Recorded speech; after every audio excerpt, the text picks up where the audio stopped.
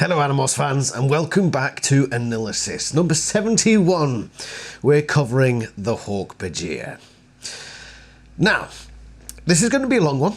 I'm not going to, sugarcoat it. It's not going to be short, simple and sweet. I'm going to try to get through as much as possible without rushing, but also without yabbering too much, as I'm starting to do now. So let's firstly get an abstract. You know how scientific articles work? You get a big report, but you start it off with a summarization, basically, at the very start, just so you get an idea of what's to come. So let's get our abstract for the report on the Hork-Bajir from Marco. How does he summarize the Hork-Bajir? They're just big, dumb, bark-eating lizards. So there you are. If you're here for the short haul, you don't want to know all the details, that's your start and end point really. Big, dumb, bark-eating lizards. We could leave it there, but we're not going to. We're going to delve into the nuance of these big, dumb, bark-eating lizards. A few disclaimers first. There are things we aren't covering. So we're covering the Hork-Bajir race. That doesn't include the Hork-Bajir army, Hork-Bajir controllers, the Free Hork-Bajir colony, individual Hork-Bajir. We're not covering those will come in future AniLysis episodes. We're going to look specifically at the Hork-Bajir race, what they look like, what they do, how they live their lives, and just a general overview of how they're integral to the series and their effects during, before and after the war. That's what we're covering today, and we're going to get everything. So we are going to start by looking at this. This is the picture of the Hork-Bajir from the official artwork, and we can zoom down and we get down as far as their ankles, effectively, up towards their heads. We've also got this one here, which is Dak Hami. Similar in design, a few differences. Drawn by Romanus Koukalis. I know his name's Koukalis. This one was definitely done by him. The other ones here seem a bit more computer generated somehow.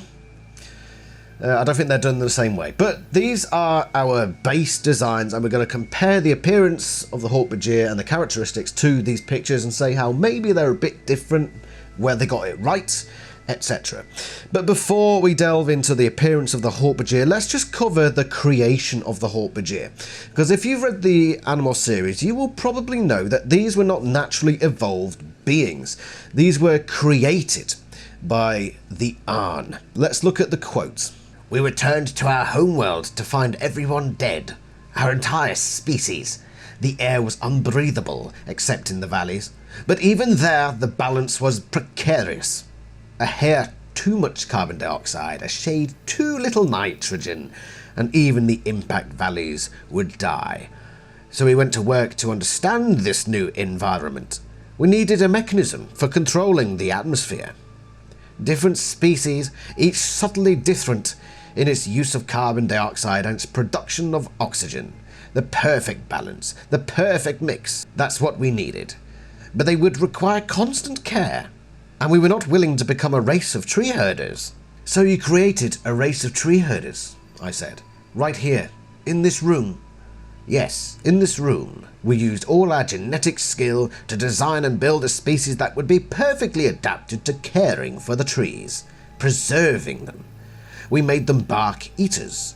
We gave them bodies perfectly adapted to the task. While the new Hork-Bajir are being grown in my laboratory, you will have time to retrieve the weapons." This is confirmation of where, why, and how the Hork-Bajir were created. Whereas we humans evolved, if you believe that, which, sensible people do, we evolved from, well, similar creatures really. Tree-lived, arboreal creatures, primates, and we evolved a few 100,000 years ago. So we've been around for a long time. The Hork-Bajir did not go through that evolution process. They didn't have that. The problem with the evolutionary process is the way it works is you adapt. And that means if you own a hand, but it evolves to be a flipper, then you're still going to have the hand bones, presumably, or some thing thereof. So it's not going to be a perfect system. Another example is giraffes. You know, they've got the big long necks. There are some systems within the giraffe which require movement of, I believe, blood. It's got to be transported from the heart to the head, and it's got to go for a big long journey, so that's got to increase the pressure in the heart to flood the blood up through the neck and to the head, because else the giraffe's going to just go blur. It's going to faint because it's not getting enough blood to its head. And theoretically there would be a better system. You know, if creationism were true, you would think that there wouldn't need to be a system like that. There would be a system better, like the heart would be towards behind the head or something, so that you don't have that problem. And then gravity would even make it even better for the blood to travel down to the bottom of the giraffe. What I'm getting at here is that Hork-Bajir are not bound to the same biological flaws that humans and basically everything else we know have. Humans have bodily flaws that are a result of the evolutionary process. We aren't perfectly built for what we are. We're adapted. We're a DIY project of nature. Hork-Bajir are not like that. They were designed specifically to be peaceful tree herders. They were also designed to be, as Marco puts it, big dumb lizards. Why the monsters? I asked. To keep the Hork-Bajir separate from us, Quatzinicon said. You see, intelligence was not necessary for tree herders. The Hork-Bajir, as we called them, were intellectually inferior. We felt it were best if they lived in ignorance of us. So for 12,000 years they have lived beyond the blue mist, kept away by the genetically engineered horrors they call monsters. They were built specifically to be tree herders, to be unintelligent, and, well, basically everything else about them seems to have been hand-drawn. Everything about them is deliberate. There's also an interesting bit in that quote there that we never hear about again in the series, so we can just take as this is the final answer. They were created 12,000 years ago. There are human artifacts from 12,000 years ago, so that was about the time that humans actually started to say, hey, wait a minute, we're actually quite a smart bloody bunch, you know. We should, like, do stuff with that. That's about the time. Okay, so Hork-Bajir have been around the same amount of time as those human beings. But they haven't advanced. They, according to what the Yarn's saying, they've basically been the same for those 12,000 years. Look at the progress human beings have made in that 12,000 year gap. Look at the progress. Look at, we've got computers. Stuff that only 100 years ago, you know, the average person would say, that's some sort of form of magic. That's just magic. How does that work? God must have ordained this. And are these lights broken? Bollocks. So for 12,000 years, Hork-Bajir have been living on this planet that was hit by an asteroid, and they've just been caring for the trees, just going about their daily lives. And I think you can probably say that the Hork-Bajir are a perfect example of the phrase, ignorance is bliss. Because they do truly live in ignorance. The Yarn have said as much there. They don't even, you know, they're kept out of the Yarn place, and they just sit back and say, right, we might as well just eat bark for a living. And then that's what they do, but they just seem so content about it. They're so inherently peaceful.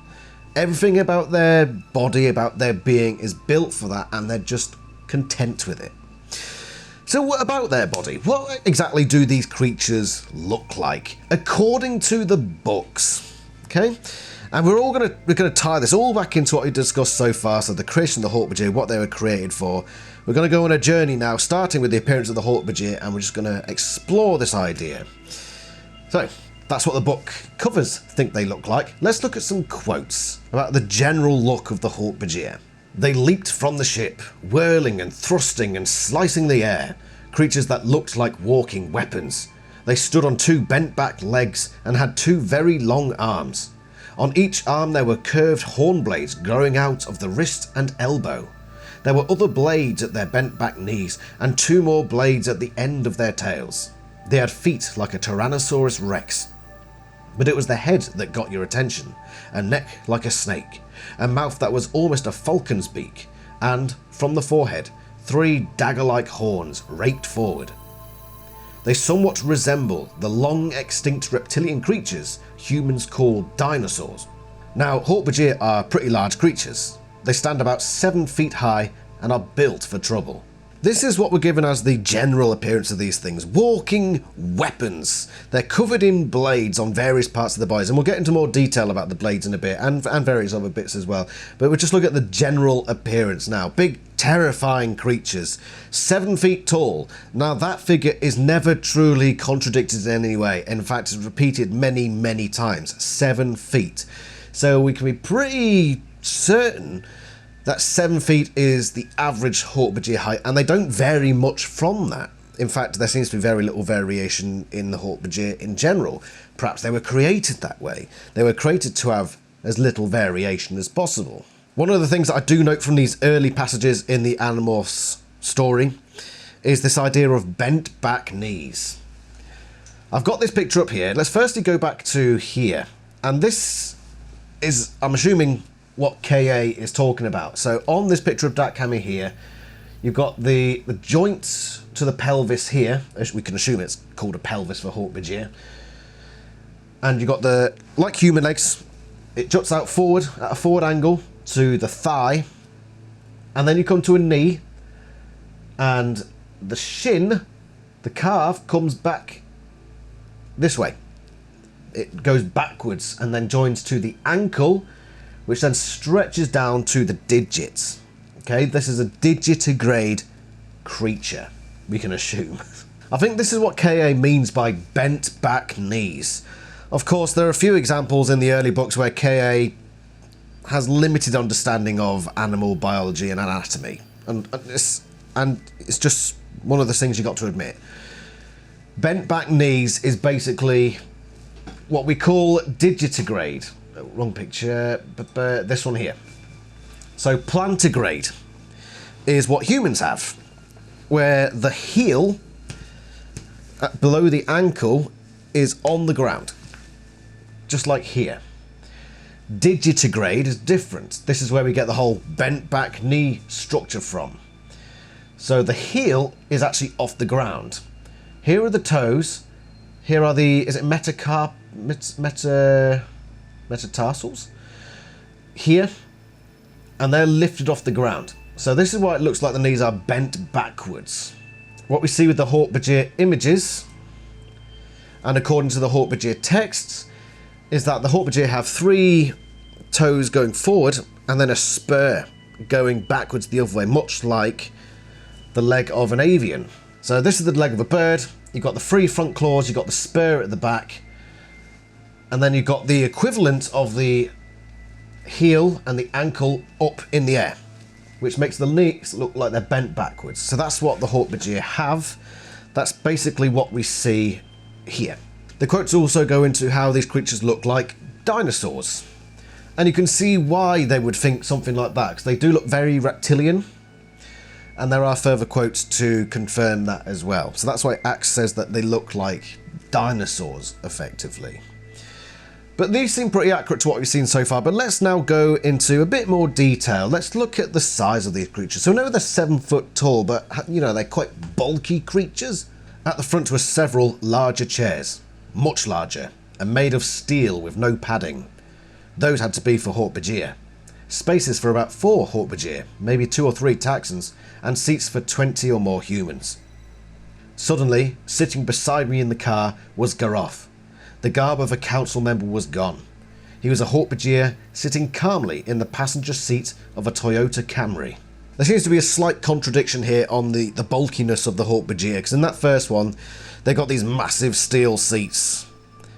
It's not quite clear whether it means that they can fit 20 humans there. It doesn't quite distinguish it from the size of the vessel to the size of the seats. But there seems to be this indication that these Hork-Bajir are, you know, they sit with their arms out like that and take up all the space. You know, they do all the man-spreading stuff. You remember that thing from back, like 2016? Freaking man-spreading. Load of nonsense. Hey, none of that. Hork-Bajir, not too tall. They are tall for human standards, 7 feet. But apparently they can fit within a Toyota Camry. Now, the one thing that we have to understand about that is that it was a memory that Garov jumped into, so it's not really there. But the way Idris describes it is as if he's actually sitting in that chair.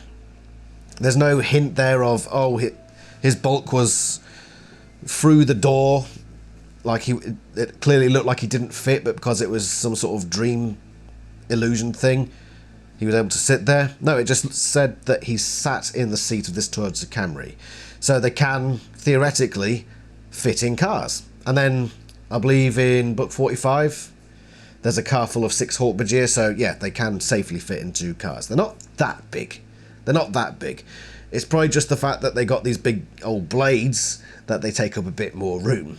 One of the things I mentioned earlier was the fact that Hork-Bajir do tend to look the same, and there is a quote to back that up. One Hork-Bajir looked much like the next. Of course, this isn't coming from a Hork-Bajir, so there's that inner group or outer group bias there. So take that as you wish. It could mean that, yes, there isn't actually much variation in the looks of these creatures, or it may just be that, you know, if you're an out group and you look at another group that you're not too familiar with, they can tend to look the same. Okay? Whether that's in play here, I'll leave that up to you, but that's what we seem to see. That Hork-Bajir don't tend to show much variation in how they appear. How much does a Hork-Bajir weigh? Well, we have a couple of indications.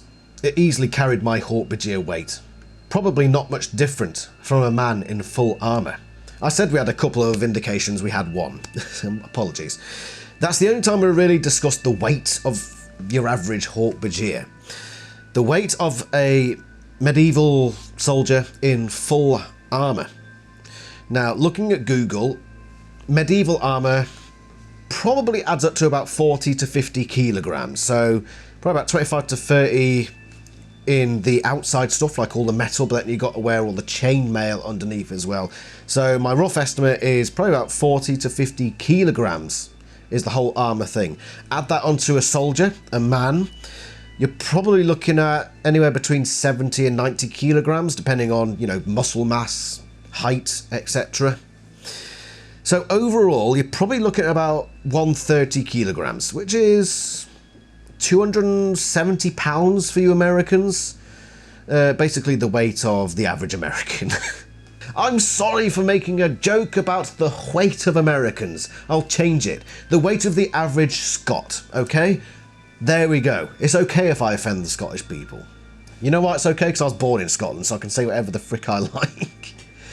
Goddamn Scottish people, you're all a bunch of balding wazzocks. That means you, me. So yeah, Hork-Bajir, they're 7 feet tall, covered in blades, but according to the estimate from Tobias, probably about the same weight as an obese person, effectively. So yeah, hefty, but not unbelievably heavy, okay? We're not talking horse weight sort of thing. Now, let's look at one of the most defining features of the Hork-Bajir. It is, of course, the blades. The blades!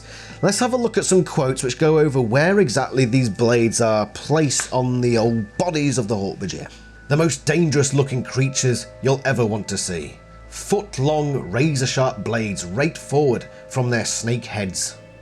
Hork-Bajir are big, walking razor blades.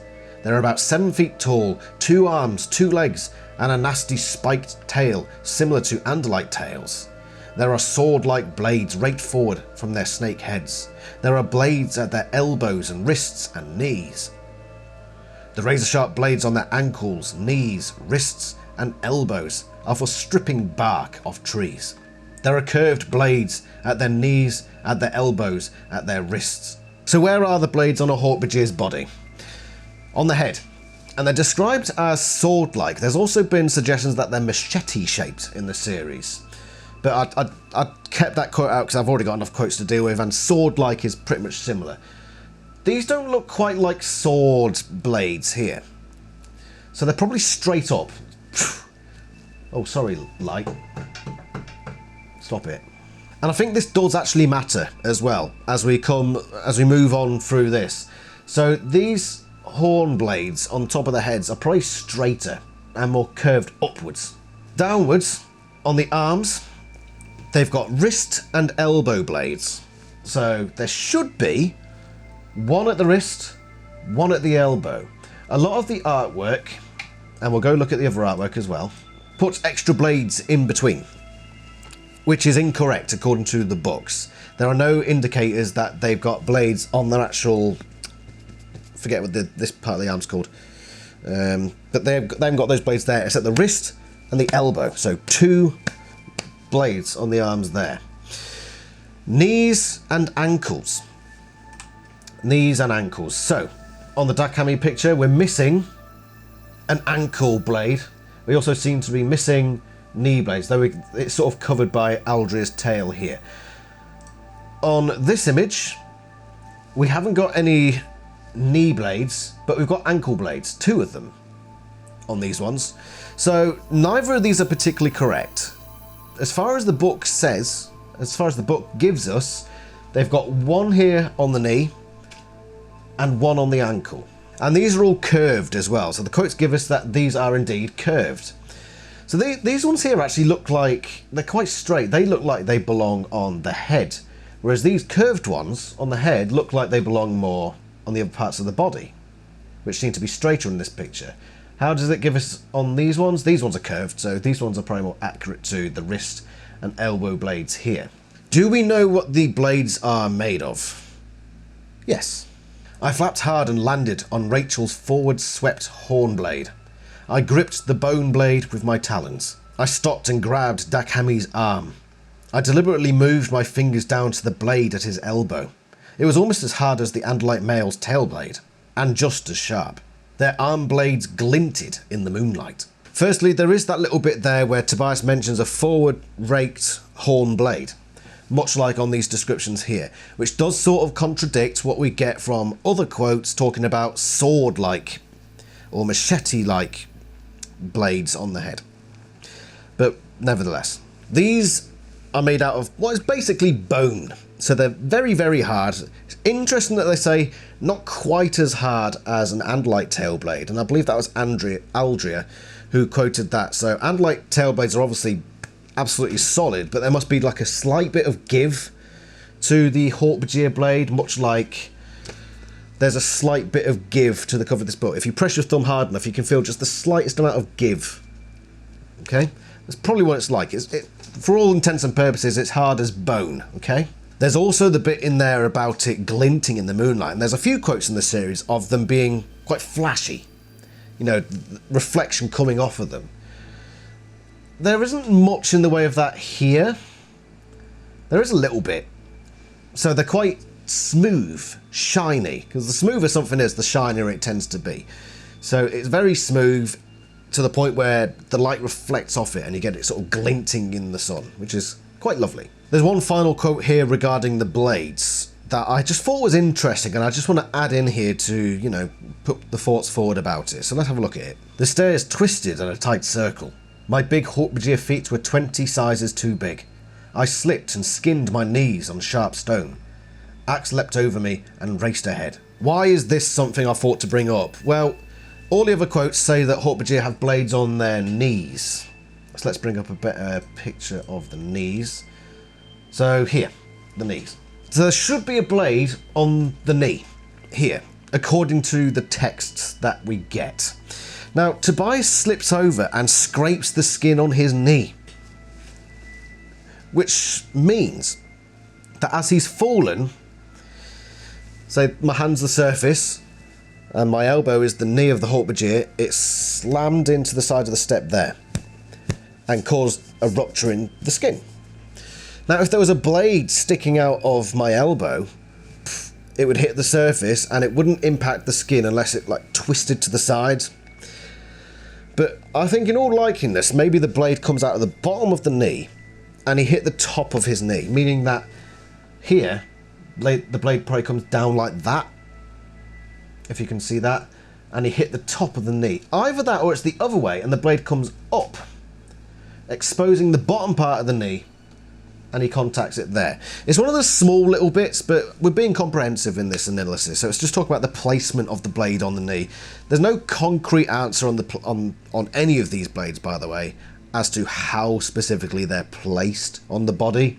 Even the head blades on the pictures, they're just sort of in a line, swept forward, but there's nowhere in the book where it describes that in real detail, enough for us to know exactly what the authors meant.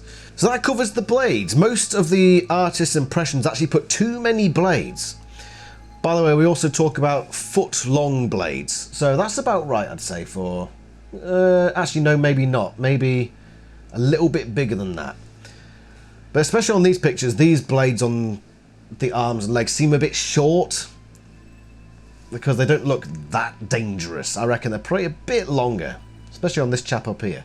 But yeah, I think there are issues with the blade designs on these official pictures. Let's talk about the skin of Hork-Bajir.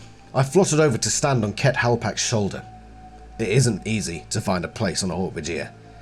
I dug my talons in just a bit to the dark, leathery skin, and I began to acquire the Hork-Bajir's DNA. Her skin was changing.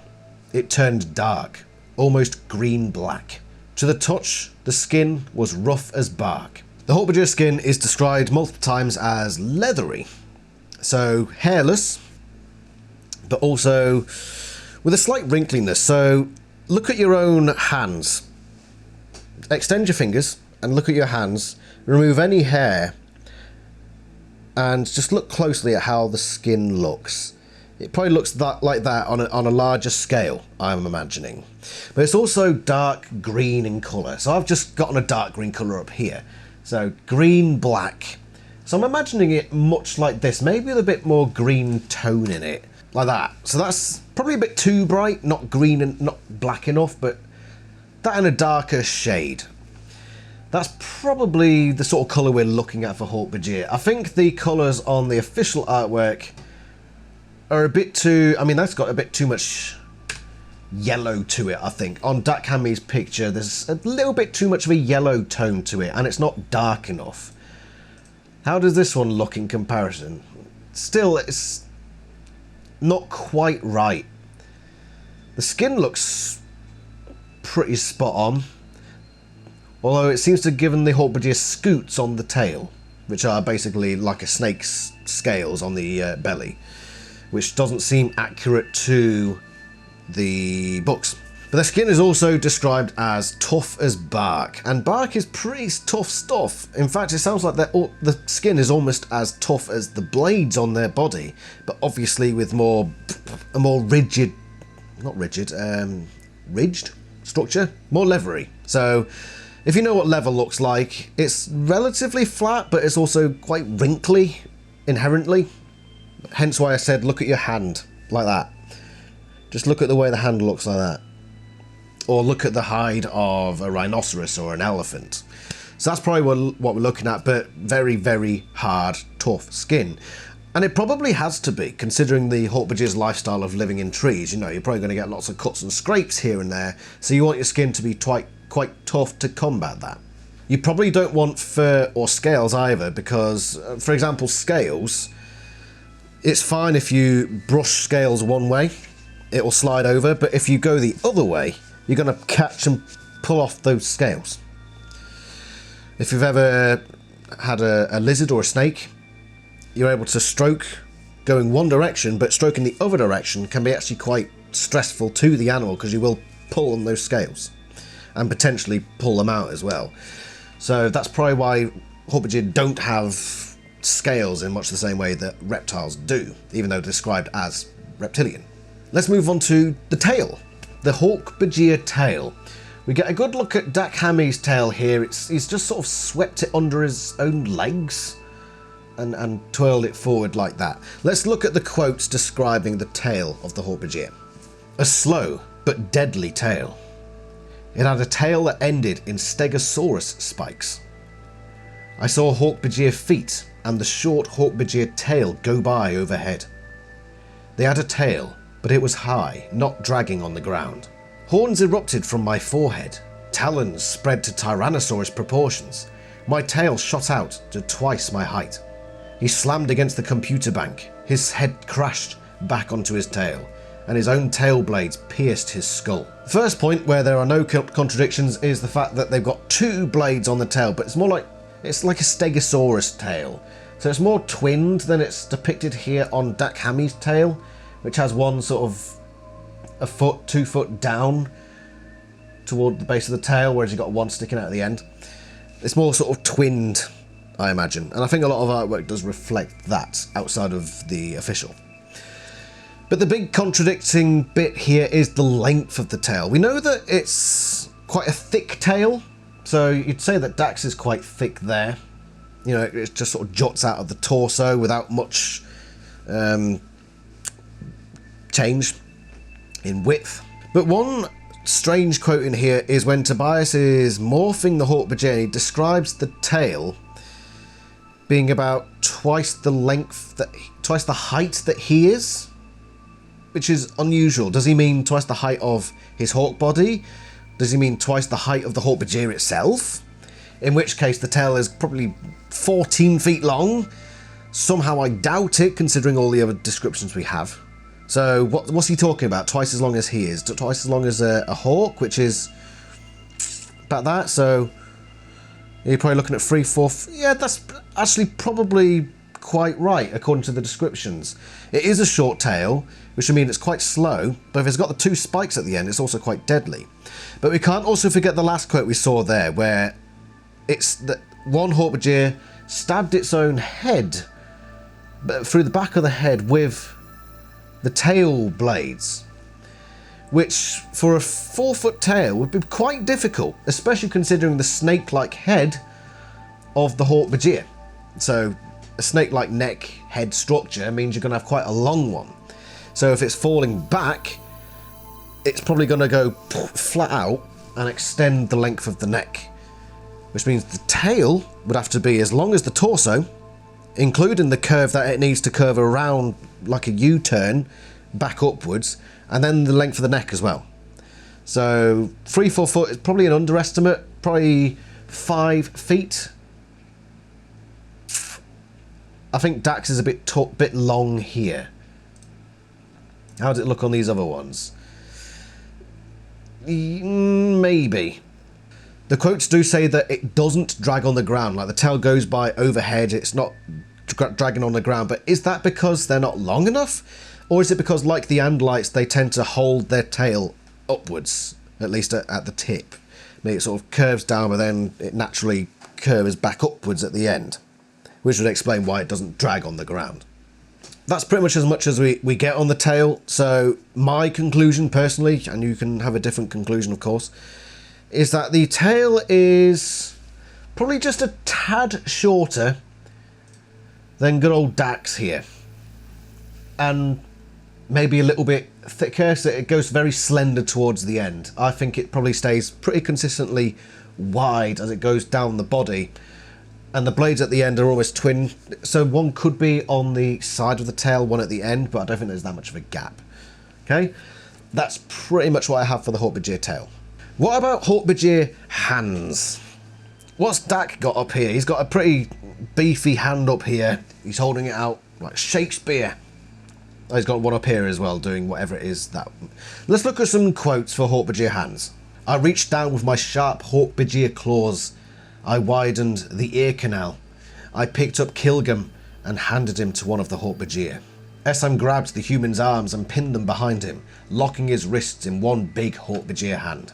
You swing your taloned feet out of the window, then flip around to face the room. You cling to the windowsill with strong 4-fingered hands. Hork-Bajir hands are clawed, so much like Dak Hammy's here, rather than like your basic fingernail like we humans have got, they've got something more like what a dog's got, where it's just a static claw at the end, like a big curved thing like that.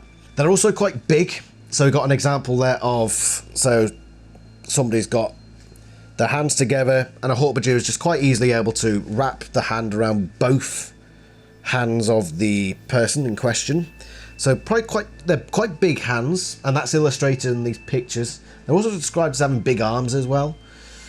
So I think this picture of Dak gives a pretty good impression of what Hork-Bajir arms and hands look like. The one from Alternomorphs is interesting because in all the images of Hork-Bajir, they all have the 3 fingers and then a thumb. So like that, rather than the human 4 fingers and a thumb. Alternomorphs is the only time where it's mentioned that they have 4-fingered hands. Now, whether you consider the thumb a finger, I mean, that's up to you. But the way I read that is that it's talking about the thumb included. So the 3 fingers and the thumb, which is what's reflected on the covers here. Whether the writer of that Alternomorphs book thought about that and looked at these pictures and thought, right, okay, so they've got 3 fingers and a thumb, so 4-fingered hands. That's the only time in the books we have a count of the number of digits on the Hork-Bajir hand. That's the only time, and it's an Alternomorphs, so whether you take it as canon is entirely up to you. I think we can safely just say that, yeah, that's canon. The Hork-Bajir have 3 claws and the thumb. I think that's pretty standard. They've also got the claws at the end, makes it difficult for dexterity, but we will get onto that. We're just talking about the physical appearance at the moment.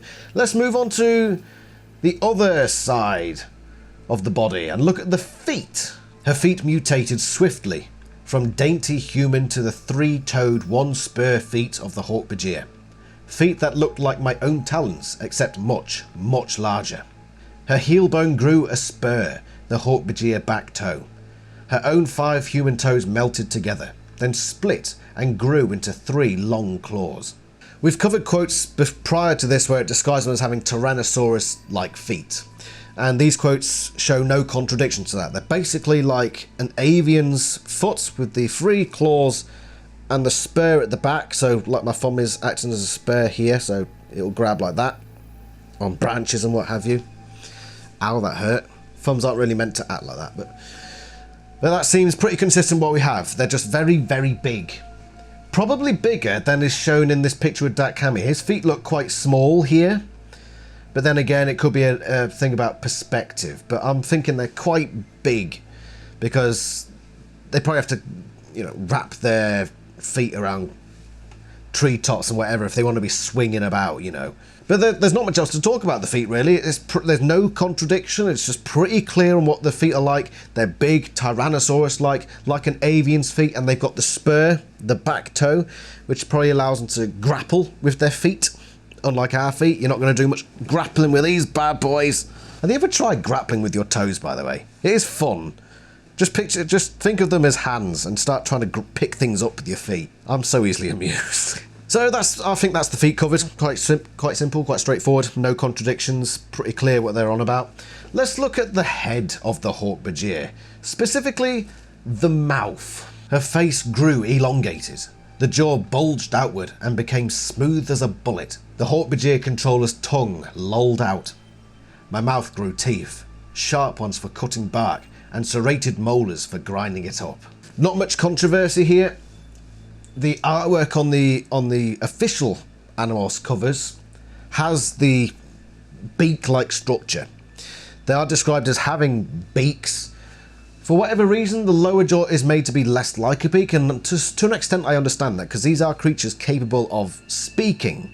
So you need some lip movement there. So I think what the artists have done here is they've given the upper jaw a beak-like structure, hard, smooth, but they've allowed the flexibility of skin, lip, lower jaw, and further back towards the edges of the mouth, which would allow the ability to speak, at least to a certain degree. So I actually quite like the idea of the upper jaw being like a beak. So for example, if they're running through trees or trying to pick bark off, they can use their upper jaw to scrape little bits maybe. Yeah, it seems to make sense. It's curved at the front, like in these artwork impressions. So it's got the curve, it's like an extension of the horn blades on these images. Of course, we've discussed the horn blades being more sword-like, but I quite like the idea of this. The Hork-Bajir also have tongues, which is only mentioned that one time, I believe. They do have tongues. Again, that's probably to help them speak to the limited degree that they do. And they've got teeth, much like our own. Or, say, a dog Because, you know, you got the dog's got the sharp teeth at the front, and yeah, they've got sharp teeth at the back, but they're serrated molars, effectively. So, yeah, Hork-Bajir have teeth quite similar to how a lot of mammals have on Earth. Unusual.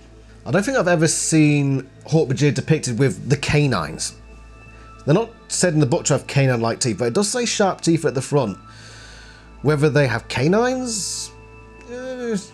What would be adjacent to canines? But yeah, they have got sharp teeth in these images. We're not seeing any serrated molars in there, so try harder, artists. One thing I will say about the artwork impressions of Hork-Bajir as well, on the official covers, they've always got their mouth sort of gaping open. Even old Dak Hammy here. I don't know why they've always got their mouth open like that. Even all the background characters are just there like, I don't know why, but it's not implied anywhere in the books that that's natural, that they just always have their mouth open like crocodiles. Yeah, it's strange. Artist choice, I don't know. Actually, I think the only impression of a Hork-Bajir that's mouth's closed, we can't be too sure, but it looks like Dak Hammy's mouth is closed on the front of this version of the Hork-Bajir Chronicles. But then again, with the angle, it's hard to tell. A lot of animals do hold their mouths open, the best example being crocodiles. Why do crocodiles keep their mouths open like they do? It's for dispersing heat. They let heat out of their mouths when they're basking. Why do they do that? Because they don't sweat. There are other ways that, specifically mammals, especially mammals, sorry, they deal with heat dispersal, and that is through sweating. And as we'll get onto later, Hork-Bajir sweat, so there'd be no need, theoretically, for them to hold their mouths open all the time like this. What about Hork-Bajir eyes? What are Hork-Bajir eyes like? Talons forward. The Hork-Bajir was totally focused on his prey. I hit him fast and hard and sailed past. The Hork-Bajir yelled. He clutched at his eyes. You may think this is a strange place to start with the eyes, but I just want to link this back to what I said earlier about the horn blades on the Hork-Bajir. There is an issue I find here. Look at the Hork-Bajir's eyes. They're obviously on the skull, and they're not sort of sticking out at all. They're sort of, you know, in the skull, much like ours are. And they've got the big beak out in front, big hard beak, and these, on these images, big forward swept horn blades. How is a bird of prey going to come down and grapple both eyes without getting stabbed, like right through the face? That's always something that has annoyed me about this. How does Tobias always have so much success basically clawing the eyes of Hork-Bajir when they got these big bugger off horn blades sticking forward where he's going to land? It doesn't seem to make sense. Unless you consider they talk about the horn blades being like swords, and if you consider them sort of sticking up rather than pointing forwards, then there is room for that to happen, because if there's like 3 swept up horn blades there is the slightest amount of room where you could say Tobias was able to do it without getting stabbed to death. So I just wanted to mention that about the eyes. Let's move on to some more general description of the eyes. The Subvisor looked at me with his slitted Hork-Bajir eyes. Her eyes were narrow, red-tinged slits. "I am Grath," he growled, eyes yellow-orange infernos. When it reached the surface, it blinked its reptile-like eyes at the light. We get some idea of the colour variation in their eyes. We know that they have eyelids because they blink, as in the quotes there. And they're described as slitted. Now, this can mean one of 2 things. Sort of like slitted eyes like that. Like very... Humans have quite round eyes, don't we? We have quite round eyes. But their eyes could be like little slits. That's what it could be referring to. But you also have the idea of eyes with slit pupils. So rather than the round pupils like we have, they have pupils like, say, a cat or a gecko or something along those lines. I choose the latter. So rather than having round pupils, they have slit pupils. But their eyes are still described as quite small, quite slit-like, not quite as rounded as perhaps human or Andalite eyes are. In terms of colour, they're described mostly as red, much as they are for Dakhami on the Hork-Bajir Chronicles, very red eyes, and on these versions of the Hork-Bajir here. But Grath, who is a Hork-Bajir near the end of the series, has yellow-orange eyes, like a burning inferno. So there's probably the variation that we have, is sort of this crimson red, ranging down to orangey yellow. We don't get many examples of anything different to that, so that's probably the range of eye colour we're talking about with the Hork-Bajir. Lastly, regarding the outer appearance of the Hork-Bajir, let's just talk about sexual dimorphism, which is, say, look at humans, there is sexual dimorphism. So women obviously have breasts and they have wider hips, they tend to be shorter in height, less muscular. Men have broader shoulders. There is sexual dimorphism between the sexes. And the same can be said of the Hork-Bajir. So let's look at some quotes. How do you tell a male Hork-Bajir from a female? Jarahami looked puzzled. Male? Female? What meaning? Go ahead, Marco. Explain, Cassie teased. But Ket Halpak understood. Jarahami and Ket Halpak different.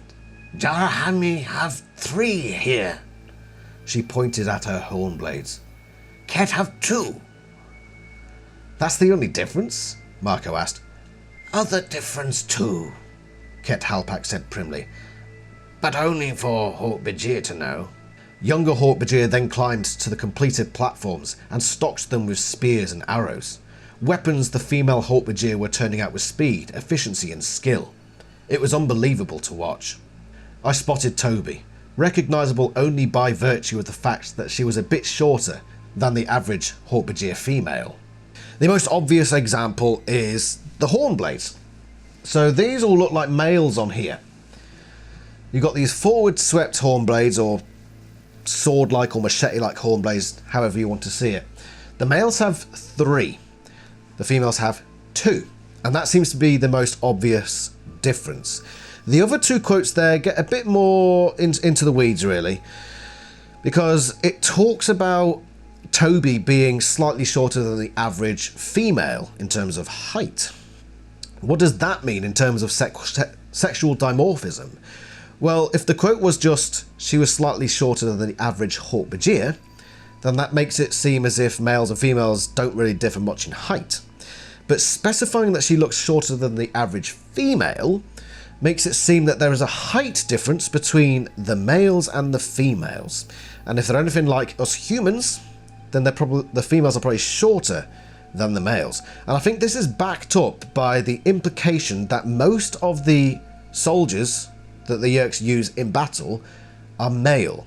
There's also the bit where the Hork-Bajir youths are doing something and the female Hork-Bajir are made to do a specific task. Why are the female Hork-Bajir chosen to do a specific task? They're basically charged with putting together the spears and arrows.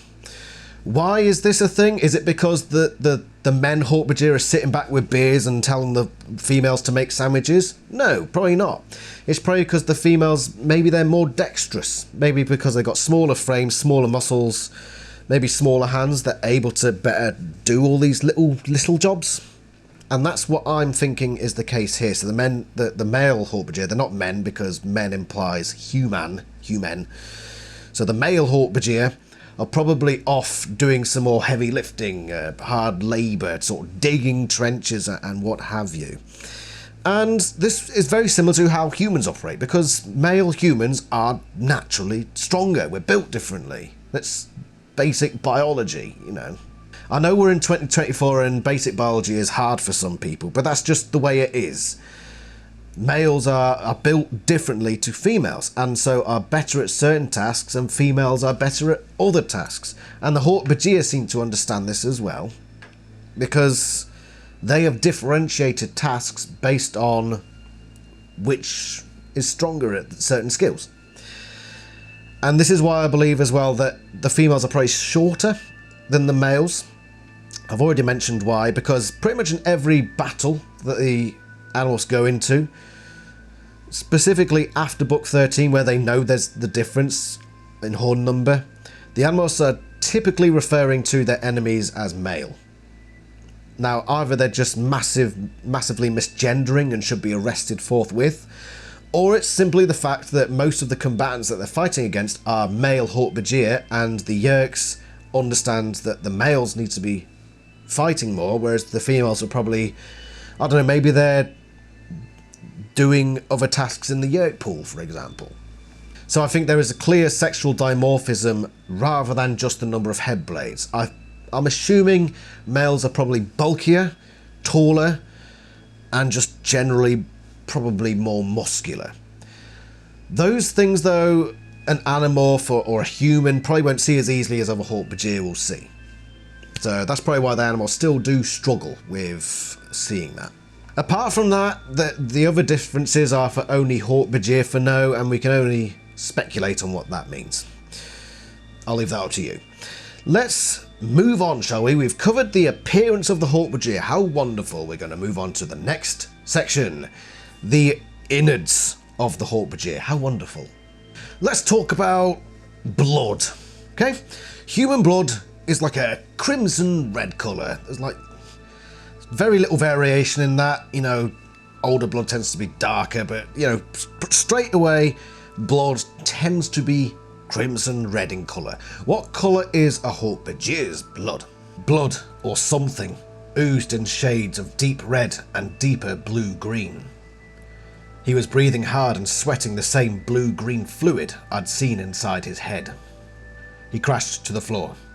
Green-blue blood began to ooze from his chest, impaled on his own tail blade. Blue-green Hork-Bajir blood spilled across the metal floor. Most of the times in the series, the blood is said to be blue-green. Okay? So think of the colour that Squidward is from SpongeBob. That colour. Maybe a bit darker, you know, not as bright. But that seems to be the idea we're going for here. Now, there was an unusual bit at the start of that where Tobias said that there was, yes, the blue-green colour, but there was also something in deep red. Okay? And there's also something else along those lines here. Seers! Yes, Tobias. A howling Hork-Bajir clutched the red mass that had once been his eyes. The red mass that had once been his eyes, implying that there's a lot of blood gushing out. You could say that the Hork-Bajir's eyes, more often than not, are red in colour. So maybe that's what's coming through there. Maybe just like pieces of his eye. It's gruesome. And, but no, there seems to be this idea of blood, red blood coming from the eyes, which sort of matches up with what Tobias said earlier in the change, saying how there's also this deep red colour. Maybe there's two types of... I mean, it doesn't really make sense for there to be two different types of blood. We can be pretty certain that blood here is blue-green, but there's this also other fluid that has some sort of thing going on in the Hork-Bajir's head that is darker red in colour. Okay? There is one other instance where the blood colour of the Hork-Bajir seems to have changed, and this is the one. I fought back wildly, madly spilling purple-blue Hork-Bajir blood. Purple-blue is basically a violet colour, which is a bit different from blue-green, sort of like an aqua colour.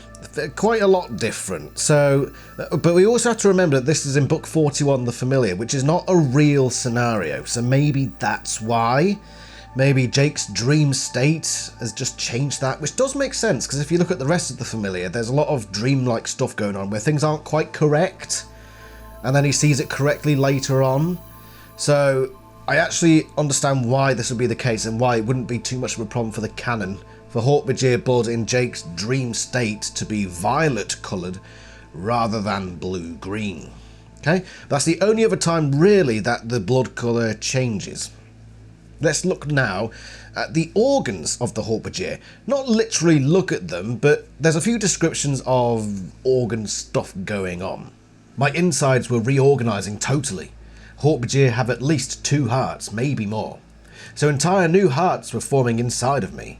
And from the hearts, new arteries and veins had to sprout and spread throughout my body. I had to go from having a digestive system designed to handle big chunks of raw mouse to a digestive system built for tree bark. I could hear a gurgling sound as internal organs shifted and stretched and were pushed aside to make room for totally new organs. Where my insides are built for digesting raw meat, a fairly simple job, theirs are infinitely more complex to allow them to digest tree bark. There are multiple Hork-Bajir hearts. We never get a solid number. Well, we sort of do in one case, but it doesn't seem right. The Hork-Bajir heart pounded like a bass drum in my chest. In this one occasion in the Revelation, which is quite frankly a pretty bad book, Hork-Bajir are referred to having as a single heart. Whereas everywhere else in the series, there's an implication that Hork-Bajir have multiple hearts, but we're not given an exact number. There's 2 at least. Possibly 3. I doubt there's 4. But you never know, it's aliens, isn't it?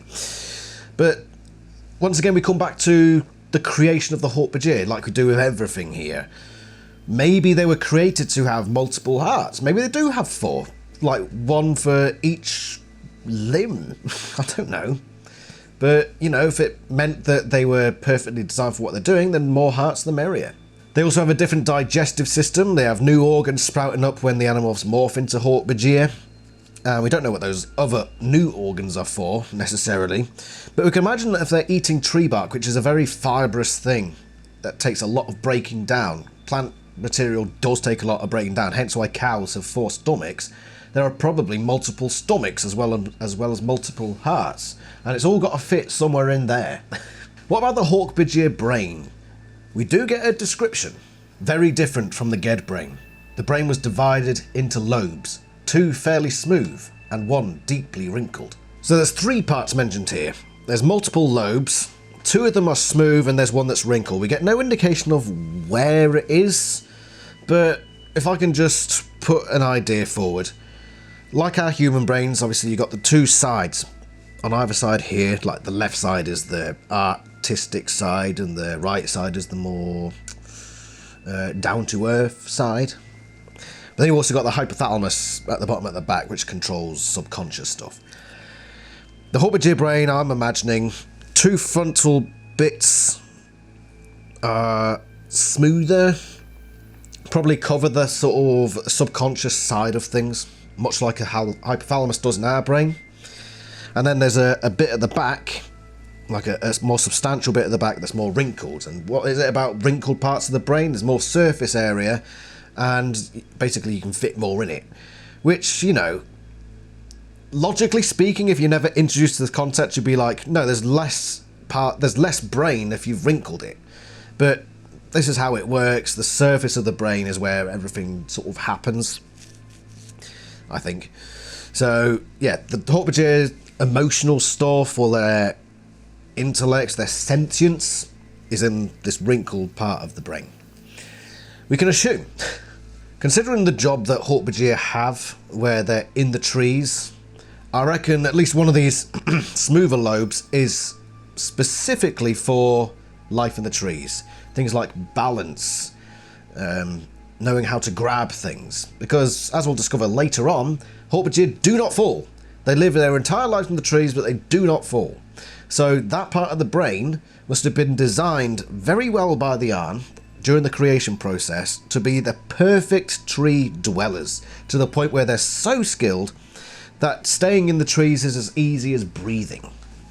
Something you do subconsciously. You don't even need to think about it. Your body just naturally is able to stay in there. That's what I think. You could think differently. Feel free. Let's look at some more structural inside stuff for the Hork-Bajir. Then he turned, leaped on a Hork-Bajir, sunk his teeth into the leathery neck until the Hork-Bajir lay still, suffocated, its throat bit out. This is just an indication of how Hork-Bajir breathe. So they obviously breathe through the passages up here. So the nasal and mouth passages. In us, they combine into a single passage, the airways here. In an ideal world, that wouldn't be necessary, because if you had 2 passages for either, then you could separate them, and choking won't kill you, because you'd be able to breathe through your nasal passages without choking causing too much bother, okay? It would cause other issues potentially, but you'd think ideally you wouldn't want to be able to get killed by eating. So maybe Hork-Bajir have multiple airways to stop that. That's besides the point, really. What we see here is that they have an essential airway through here that allows them to breathe. So taking that out, taking the throat out of the Hork-Bajir does kill them. Very similar to how we function. And it means that they've probably got some sort of lung structure in the chest, and they bring it through, in through their heads, goes through the neck, and so if you sever that, yeah, you're not having a great day, basically. I jumped on the back of the closest Hork-Bajir. I swung my arm as hard and as fast as I could. My wrist blade sliced into his back. It sliced through the muscle. It sliced through his spine. Every muscle in his body went limp instantly. He fell back, unable to move his legs. Where my bones are hollow and light, theirs are thick and dense as steel. So here we're looking at skeletal structure. So they do have a skeletal structure. They definitely have bones, and they're quite thick, quite dense, which does make sense. There's probably a fair bit of flex to them, though, considering what they do. They're constantly running around, grabbing trees, swinging themselves. So there must be a little bit of flexibility to them. But also they have a spinal structure, which is, in us, it's basically the central part of everything in the body, okay? Everything eventually connects to the spinal column. And Hork-Bajir clearly have a very similar structure, because as soon as the spine is slashed, everything below that point, away from the brain, stops functioning. So all the major nervous system comes through that spine, much like it does with us.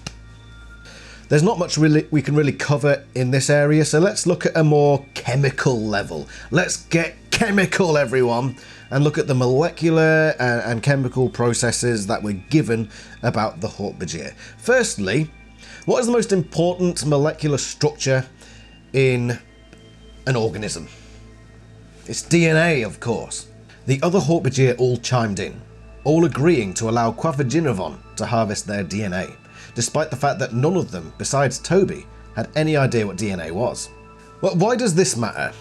Well, life on Earth, all the life that we know in reality now, is based on DNA, which is a self-replicating molecule. It's clear from this that the Arn are very familiar with DNA, so on this other planet, life has evolved in a very similar way by means of this DNA sort of structure. And also the animals are able to morph Hork-Bajir, which means that there is this DNA structure. That also must be inherent with the Andalite evolutionary pathway as well. So everything in the known galaxy in the Animals universe, so far as we know, evolved in much the same way, by DNA replication. And that is, in some ways, important to know. That's how it works. Because there could potentially be, I don't know, some early alien race in this galaxy that didn't appear by those methods. In which case, the morphing ability probably wouldn't work on them. That's just an interesting concept for any fanfiction writers out there. But whatever the case, Hork-Bajir, even though they were created, were implanted with DNA, even though that was purely an evolutionary process, the whole DNA thing. So even though Hork-Bajir didn't evolve, they still have DNA, okay? Which is probably primarily how they continue to reproduce, even though they had that bang start rather than the building up chemically. If you know what I'm talking about. Maybe you do, maybe you don't. Probably not. Because I'm probably yabbering again. Come on, Adam. Let's look at a few more chemically things that I couldn't really fit anywhere else in the list. So yeah, let's get those quotes out of the way. The Hork-Bajir acid filled with rattlesnake venom was staggering. That was what made me feel as sick as someone who has eaten yellow bark. Atmosphere? I asked. As the long-range sensors showed, nitrogen, carbon dioxide, oxygen, and various trace gases, as well as particulates. Breathable for Hork-Bajir bodies, though a bit more oxygen-rich than necessary. So 3 different things here that are very minuscule. The first one is rattlesnake venom. As much as it affects humans, it seems to affect Hork-Bajir as well. You might think, well, yeah, duh.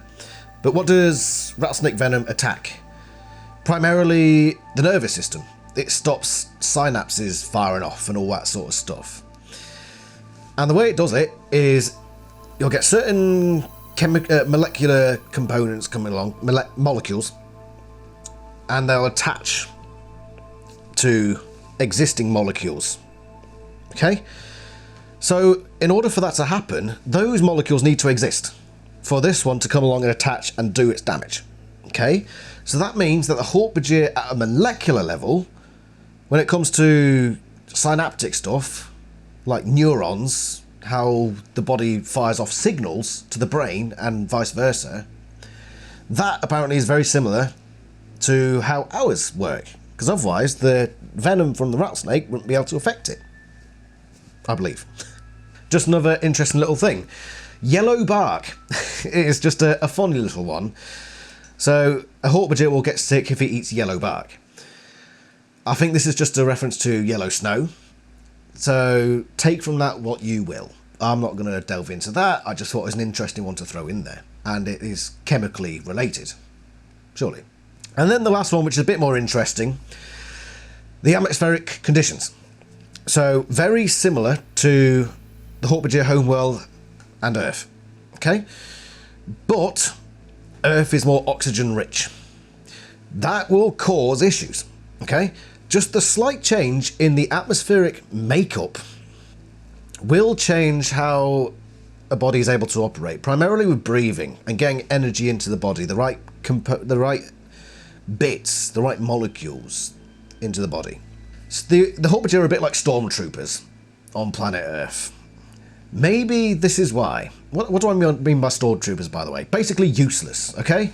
This big walking weapon, practically useless in the Animal series. What damage did it do? It sliced a few things here and there, never got a killing blow.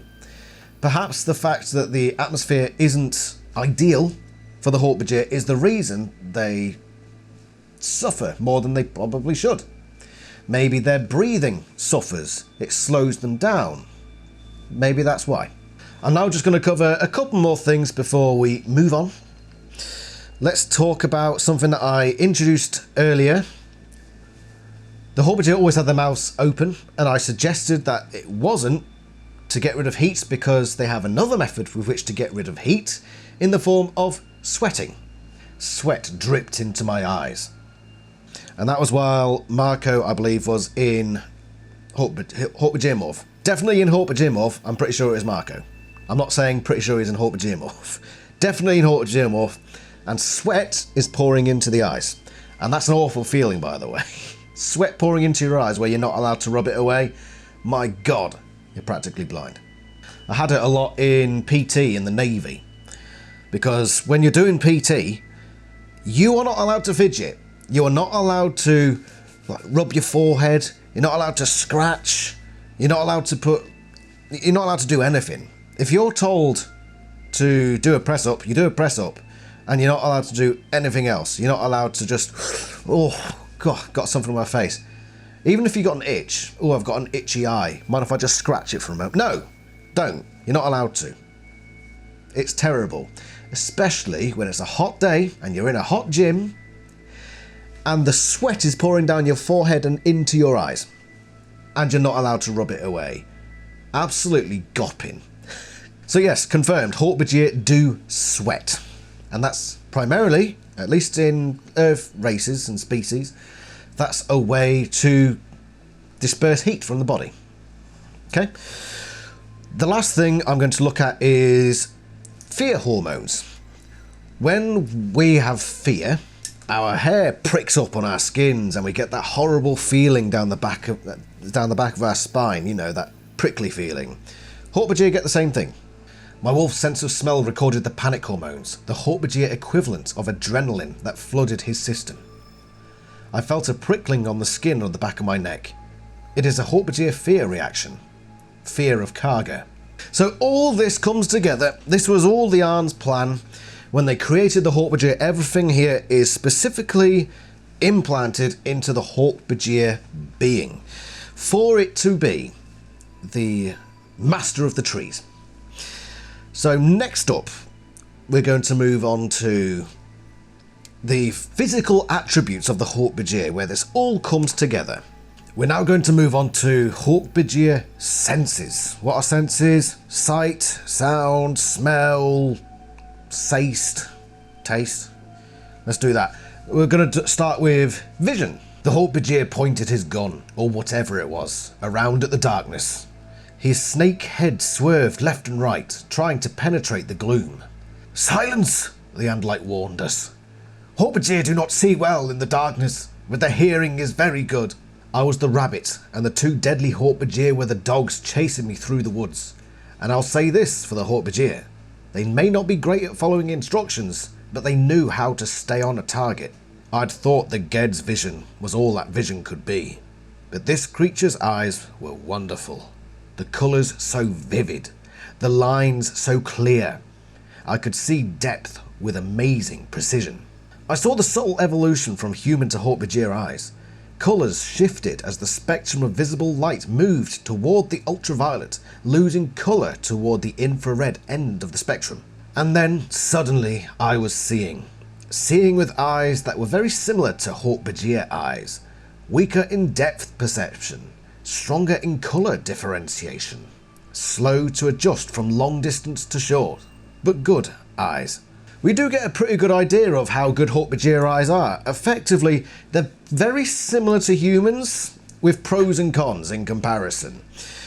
First one being the reason I've got this up here. This is the spectrum of light waves, or just basically, it's the electromagnetic waves, okay? In which visible light comes in. This is the visible spectrum, which is this little rainbow coloured bit here, because the rainbow is made up of all these, well, an infinite amount of colours basically here. Marco says in book 35 that the Hork-Bajir vision is effectively shifted leftways on the electromagnetic spectrum, more towards the violet and away from the red, or specifically more towards the ultraviolet and further away from the infrared. What does this mean? Potentially, I mean, this isn't my bag. I'm just, it's largely speculating and educated guesses, but I think the colours that Hork-Bajir would see would probably be shifted compared to ours. So, for example, the green of these lights here might be more blue in colour, and the red of, well, the red part of this red spectrum is probably more orangey, yellow. Maybe the Hork-Bajir struggle to see the colour red. That seems to be a logical thing to suggest regarding this. So their colour perception isn't as good as ours, but what they lack in picking out colours, they have better depth perception.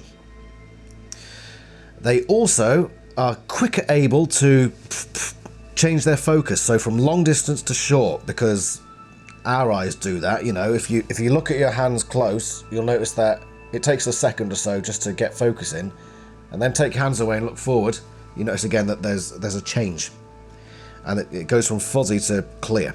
So that's depth perception change. It's like how a camera lens works. Hork-Bajir apparently are quicker at doing that, which makes perfect sense. If they're designed by the Arn to be perfect Dree dwellers and they swing about the place, they want depth perception to be, you know, lightning fast. So they've probably got that. They're known to have much better vision than Geds, which Esplin pointed out in those quotes. And they're very good at keeping track of a target, which again, if you're going through trees, you want that. So this is another example where the Arn seem to have purposely made Hork-Bajir vision to be perfect for swinging through the trees. Do they need much colour to do that? A little bit, but it's not absolutely necessary, especially colours like red, perhaps. There's probably not much red there for them. We also got a mention of their hearing ability in the first of that series of quotes back there. The hearing is very good, pretty damn good. But also their vision is weak in the darkness, and this is mentioned throughout the series, that they have poor sight in darkness. I mean, we have poor sight in the darkness, but I imagine theirs is probably just a little bit worse. Anyway, let's talk now about the sense of smell. We've covered vision, we've just about covered hearing a little bit. Yeah, let's move on to smell. I didn't know if Hork-Bajir even had a sense of smell. Turns out they do. Turns out they have an excellent sense of smell. Hearing was excellent. The sense of smell was almost as good as my own. Do you think Beck may have gone there? We don't know. He may have followed the scent trails left by our raiders. There's another cheeky little "their hearing is very good" quote in there as well for you, just in case you weren't, you didn't think you'd had enough about their hearing. Their sense of smell, very good. And Aldria says that as well, that the sense of smell is just as good as the Andalite sense of smell. Toby says that Beck may be able to follow the scent trails left by other Hork-Bajir to get back to the site, which is something humans... Can we do that? There may be some people very well trained in doing that, but your average human isn't going to be able to follow a scent trail, just like off the cuff. So they've got a very good sense of smell, they've got damn good hearing, and average eyesight. So in terms of senses, yeah, they're average to good, I'd say. Excellent. So now with that's covered, let's move on to the physical abilities. The motility, how they move, how well they move, where best they move. So let's start looking at some quotes regarding that. Firstly, Hork-Bajir on the ground. Just plonk them on the ground somewhere, and how good are they at moving? The two Hork-Bajir were coming after us, bounding like some devil kangaroos. Rachel's Hork-Bajir body had an easy, loping run that was faster than it seemed at first. Hork-Bajir were running at me, their arm blades slashing at the air. Hork-Bajir bodies are not built for quiet. There's some interesting stuff in here. Firstly, Hork-Bajir are not built for quiet. That is sort of contradicted later, but once again we're talking about Hork-Bajir on the ground, okay? Forget trees, their natural habitat. They're on the ground. They sort of lope around in a very noisy manner, like stomp, stomp, stomp. That sort of thing, I can only imagine. Quite quick, quicker than your average human. I do find it interesting how when they're running, in one of those quotes, they're described as also flailing their arms around. So they're running whilst also giving all that, which probably takes quite a bit of balance and, you know, a good bit of coordination. But the most interesting comment here was the first quote, bounding like devil kangaroos. I'm sure all of you know how kangaroos run. They don't go one leg at a time, like striding. They hop, both legs boom, boom, boom, boom, simultaneously. Body held forward, tail out behind, and bouncing along like that. So to see it described as they're bounding like kangaroos while chasing the animals, and this is never contradicted. I mean, you could try to say it's implied sometimes that they run like normal, like say a human runs, but it's never actually contradicted that they bound like kangaroos on the ground. What it could be is that when they're at a sort of like a walk to a jogging pace, they will go foot, foot, foot, foot, foot, left foot, right foot. Like that song in Family Guy, left foot, right foot, left foot, right foot. But then as they quicken the pace, it goes from that one-legged movement to suddenly bounding with both legs. And they bound like those devil kangaroos. Come on then, if you're coming up. Hello, Lila.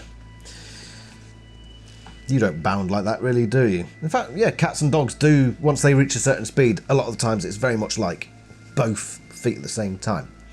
But there is a little bit of a mismatch, whereas kangaroos is, yeah, bow, bow, bow, bow.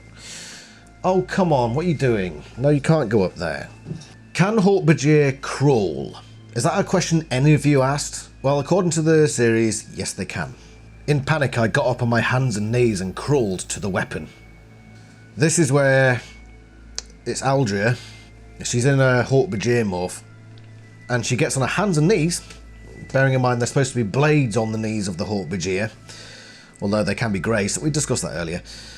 She was crawling on her hands and knees. So that's obviously a way a Hork-Bajir can move around without too much issue. And it actually saved time rather than getting up to your feet.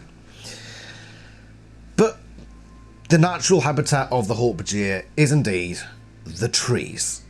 We're told as much that they don't like moving around on the ground as much as they do in the trees here. No trees, Dak said. and the flat horizontal angle of the floor is disturbing to me. Hork-Bajir don't like flat ground. That's pretty clear. If they're not in the trees, they're not happy. So they spend all their time in there. And this is probably why they're so much more capable when they are up in the trees. So let's now look at their ability to move within the tree settings. And we'll quickly discover that they are very acrobatic, very graceful. So much better when they're in the trees. It was swinging, leaping through the trees like a monkey or a squirrel. Hork-Bajir are able to run out on branches and leap through the air to the next tree. It's as fast as running along the ground, and easier, when the ground is always at a slant. Toby and several free Hork-Bajir travelled silently and gracefully through the trees. Dak squatted low, coiling his powerful leg muscles, and leaped into space. He bounced the branch, down 10 feet, up 10, down 20 feet, up 20, down 30 and up. At the top of the arc he leapt. He soared and fell, and with a wild grab of his right claw snagged the top of the next tree. One claw hand wrapped around the crown of the tree and he swung around it, not once, but twice, 3 times, 4 times. The crown bent way over from his weight, but it did not break. It was the most thrilling thing I'd seen before or since. The wild glee of the young Hork-Bajir swinging madly 500 feet above the sloping ground. The Hork-Bajir are incredibly good at travelling through the trees, to the point where they're just naturally acrobatic. Again, probably an Arn intention, that they just take so much joy from being in the trees, just flying about the place, jumping from tree to tree. And they're also very skilled at other things that they do whilst being in the trees, so they don't just swing about in the trees. They're well adapted to doing things while in the trees as well. I began to morph the one creature that could swing in the trees and still hold the deadly canister safely. One day I was harvesting in the high branches of an old sif tree. I stripped the bark with my leg blades and held a branch with my hands. So a Hork-Bajir is able to do all this stuff while one hand is effectively out of action holding what was in this case a canister. And also they'll just hold onto a tree and use their legs to cut up the bark. So they are very, very skilled. Massively skilled in the trees. And it's weird how the Yeerks never thought to use them more in the trees, honestly. They never seem to use them in the trees. They just sort of stick them in a building somewhere and think, oh, they'll be fine. Bloody Yeerks.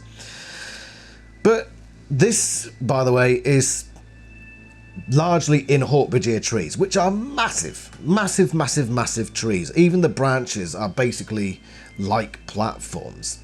And to illustrate this point, we have this quote here, which comes from deep in the Arn city, deep underground, where they have bridges over the molten core of the planet. The bridges were narrow, infrequent, usually crowded, and fairly terrifying to Andalites, who were not at all used to heights. They were never more than 3 feet wide. Even a Hork-Bajir raised in the trees found them intimidating. 3 feet wide is, that's wider than your average branch. But again, we're talking about trees on the Hork-Bajir planet, which are incredibly big. So 3 feet is probably actually quite a small branch. So even Hork-Bajir are looking at that thinking, that's a bit narrow, that's a bit narrow. Which does make you think of how the Hork-Bajir travel. So if they bound like kangaroos, they've probably got plenty of space on the majority of branches to bound along quite nicely. But one thing's for certain, and this is pointed out a couple of times, even if they might sometimes feel a bit intimidated by a branch, they don't fall from these trees. Hork-Bajir do not fall from the trees. There is never a case in the series, so far as I remember, tell me if I'm wrong, where a Hork-Bajir falls out of a tree where it's not a case of the tree exploding or the Hork-Bajir being shot with something or being knocked unconscious. If they're just left to their own devices, they will not fall out of trees. They just don't. Again, it's like breathing, We do it subconsciously. They stay in trees subconsciously. So let's move on to something they're a bit less used to now. So we talked about up in the trees. What about down in the water? Can Hork-Bajir swim? Hork-Bajir do not swim, Axe said. Hork-Bajir, can you swim? If you can, signal me by quickly slicing down the next sapling you come to. Slash! A sapling was suddenly shorter. All right then, Stay with me." I guided him to the stream that lay half concealed behind a stand of trees. He hit the water with surprisingly little splash and disappeared beneath the surface. This is a question that I think a lot of Animos fans have quizzed themselves over. Can Hork-Bajir swim? I think there's a distinction here between can Hork-Bajir swim and do Hork-Bajir swim. I think there's a distinction there. For example, dogs. Can dogs swim? Yes, they can. They can doggy paddle. Do dogs swim? No. Certainly not out of choice, usually. Like, they'll go in and play fetch, but they don't sort of hang around in the water. They don't dive underwater, unless there's some well-trained dog out there somewhere that does it. But I think there is a distinction between those two. So when Axe says in Book 4, Hork-Bajir do not swim, they're in the middle of the ocean. Hork-Bajir, you know, maybe they will paddle at the surface a bit and they'll stay afloat, so they're not just going to sink. But they're not going to dive underwater and do all this, you know, fighting underwater sort of thing. I think that's where that's the distinction that we're making here. So when we come across the stream or river in the change where Tobias says dive under the water, they say, yes, we can swim. Rather than we do swim, say we can swim, you know, we're not just going to drown. But they have got very dense bone structures. And there are certain, like human beings, you know, there are different races of human beings, and some actually have denser bone structures than others, and those groups tend to find it harder to swim. And I've seen it myself. You do swim tests, and we had quite a varied set of demographics in our division, and some of them just could not swim. They just sank and it's because they come from a culture who have different bone densities. That's just the way it is, and eventually they got there through a lot of effort, but they did struggle to swim at first. And it's probably the same with Hork-Bajir, where it can be a bit of a struggle. They're just not built for it. They can do it, they're just not built for it. One thing I will add in there, though, is how they dive into the water, creating very little splash. Remember, these are bloody big creatures. And if you've ever seen professional diving, you'll notice that they create very little splash. Why do they create little splash? Because they're very well trained and they know what they're doing, and they create as little resistance to the water surface as possible. They're basically like an arrow into the water. Whereas if you get some fat knacker coming along doing a belly flop, that's like basically a flat surface landing on the water, creating a massive splash, a massive displacement of water. They're probably not the best swimmers. They're probably not professional swimmers. So I do find it interesting that the Hork-Bajir are not properly swimmers, but they're also very good at diving into the water and creating as little splash as possible. That did seem a bit weird, and I can't really explain that, at least not off the top of my head now. So you have your thoughts about that one. So I think we've answered that as much as we possibly can. There's no other instances really of Hork-Bajir going underwater. Of course, there's the part where Visser 3 grafts on gills, but I think that's a separate issue. I don't think that needs to be in this analysis. Let's talk about generally cutting through foliage. So I think we've got a couple of quotes here from The Forgotten where we see how good the Hork-Bajir are if you put them in front of a big bush, a bunch of nettles and brambles and vines and stuff. How quick they are at just getting through all that. Ha! The Hork-Bajir yelled triumphantly. He swung a bladed arm at me and sliced through ferns and bushes like a lawnmower going through grass. I don't think I ever realised how strong Hork-Bajir are till we followed them as they rampaged through the rainforest. They used their arm blades to slash at the vegetation, leaving a path of destruction in their wake. They slashed and never seemed to tire. There was a human controller with them, a guy who looked like he might be 19 or 20. He was in good shape, but he was gasping and sweating and struggling to keep up with the powerful, tireless Hork-Bajir. They are basically tanks going through this stuff. Foliage, undergrowth. They use their blades to slice their way through it. And it does make you question how much of that actually happens on the home planet, because there doesn't seem to be much of that, and that's very much a ground thing. Maybe some trees on the home planets overgrow, and they've got to go around the trees or something, just slicing off the excess leaves or what have you. That seems to be quite an explanation, but this is quite closely related to the idea of digging. Can Hork-Bajir dig? They're not natural diggers like the Taxons, but they can move a powerful amount of earth if they have to. Again, it's like the whole swimming thing, I think, this one. Where it's not their natural thing, it's not what they do, but when made to do it, you know, they do a reasonable job. You know, because they got big hands and they're tireless. Like cutting through the foliage, they don't tire very easily, they're just persistent, pulling aside all this dirt. But digging isn't really their thing, is it? Not really their thing. Nor is dexterity. What is dexterity?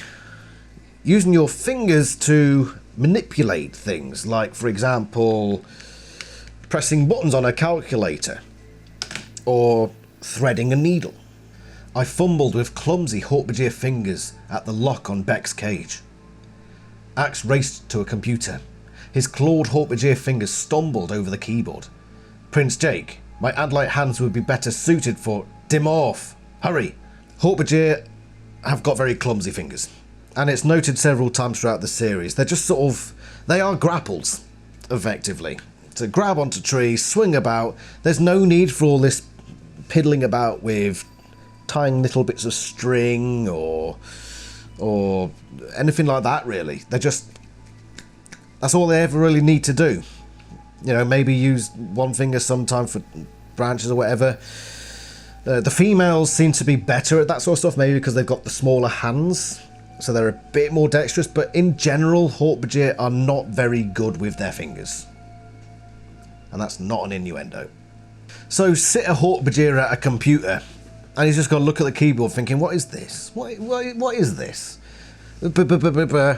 He's going to struggle to do anything really with this keyboard. He's not going to be able to sit there and play guitar or anything like that. Speaking of sitting, can they even sit? Hork-Bajir are 7 feet tall and have thick, spiky tails, but they do sit. The Hork-Bajir were gathered just behind the circle of humans. Some sat awkwardly, others stood towering. The answer is yes, they do sit. And we've already seen a couple of quotes in here somewhere. For example, Garoth sitting in the Toyota Camry. Hork-Bajir sitting on seats on a small transport vessel. So yeah, they do sit. They've got a big, massive tail that probably makes things awkward if they're sitting in a seat with a back to it. And in the quote they were there by the campfire, it does say that they're sitting awkwardly, as if sitting isn't the normal thing that they do. Again, it's like swimming. They can do it, but do they do it? Not really. So I think that's pretty much that. So we've now covered a lot of the things that Hork-Bajir are able to do physically. How good are they at resisting things hitting them while they are doing those things? Let's talk about Hork-Bajir sturdiness. The Hork-Bajir are known for being tank-like creatures. Massive, bulky. There's not much going to knock them down. And here are a few quotes to back that up. At that same instant, the 2 Hork-Bajir came barreling out of the woods, right into the racing trucks. One jumped. He sailed over the truck and landed hard on the far side. The second Hork-Bajir was too slow. Wham! The truck slammed the Hork-Bajir. The Hork-Bajir went flying and sprawled in a brush-covered ditch. Hork-Bajir leapt fearlessly out into the dark yard.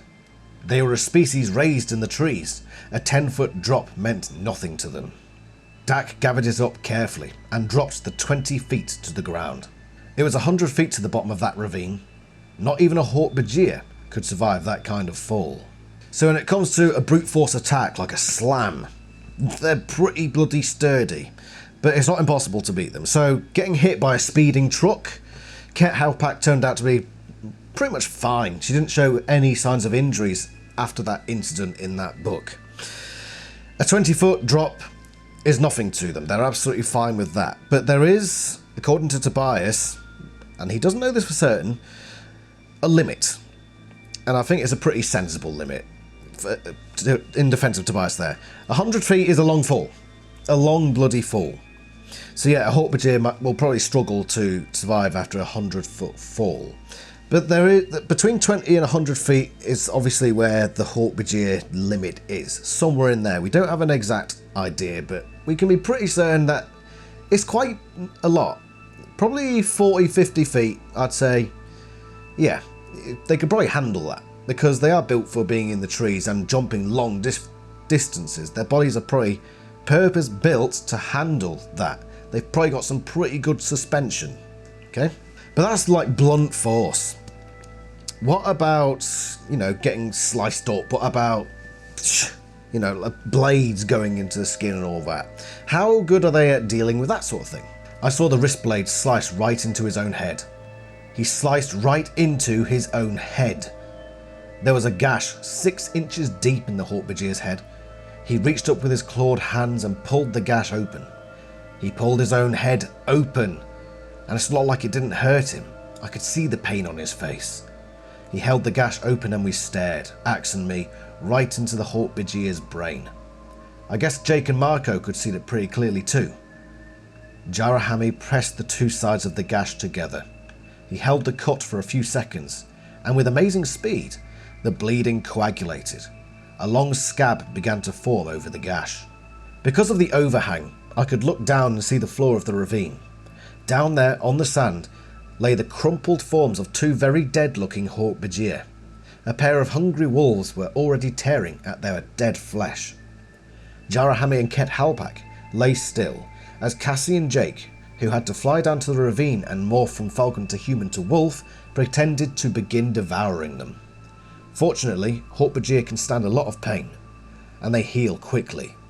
Because I'll tell you what, if I didn't know the truth, even I would have thought that the 2 dead Hork-Bajir were about to become wolf chow. In quite an extreme example, Jarahami sliced open his own head to show his brain to the Animorphs. Very extreme. But he was able to do it without falling unconscious or anything like that, and he held his head closed again, and it very quickly coagulated over. A scab formed. Or a scar, or whatever you want to call it.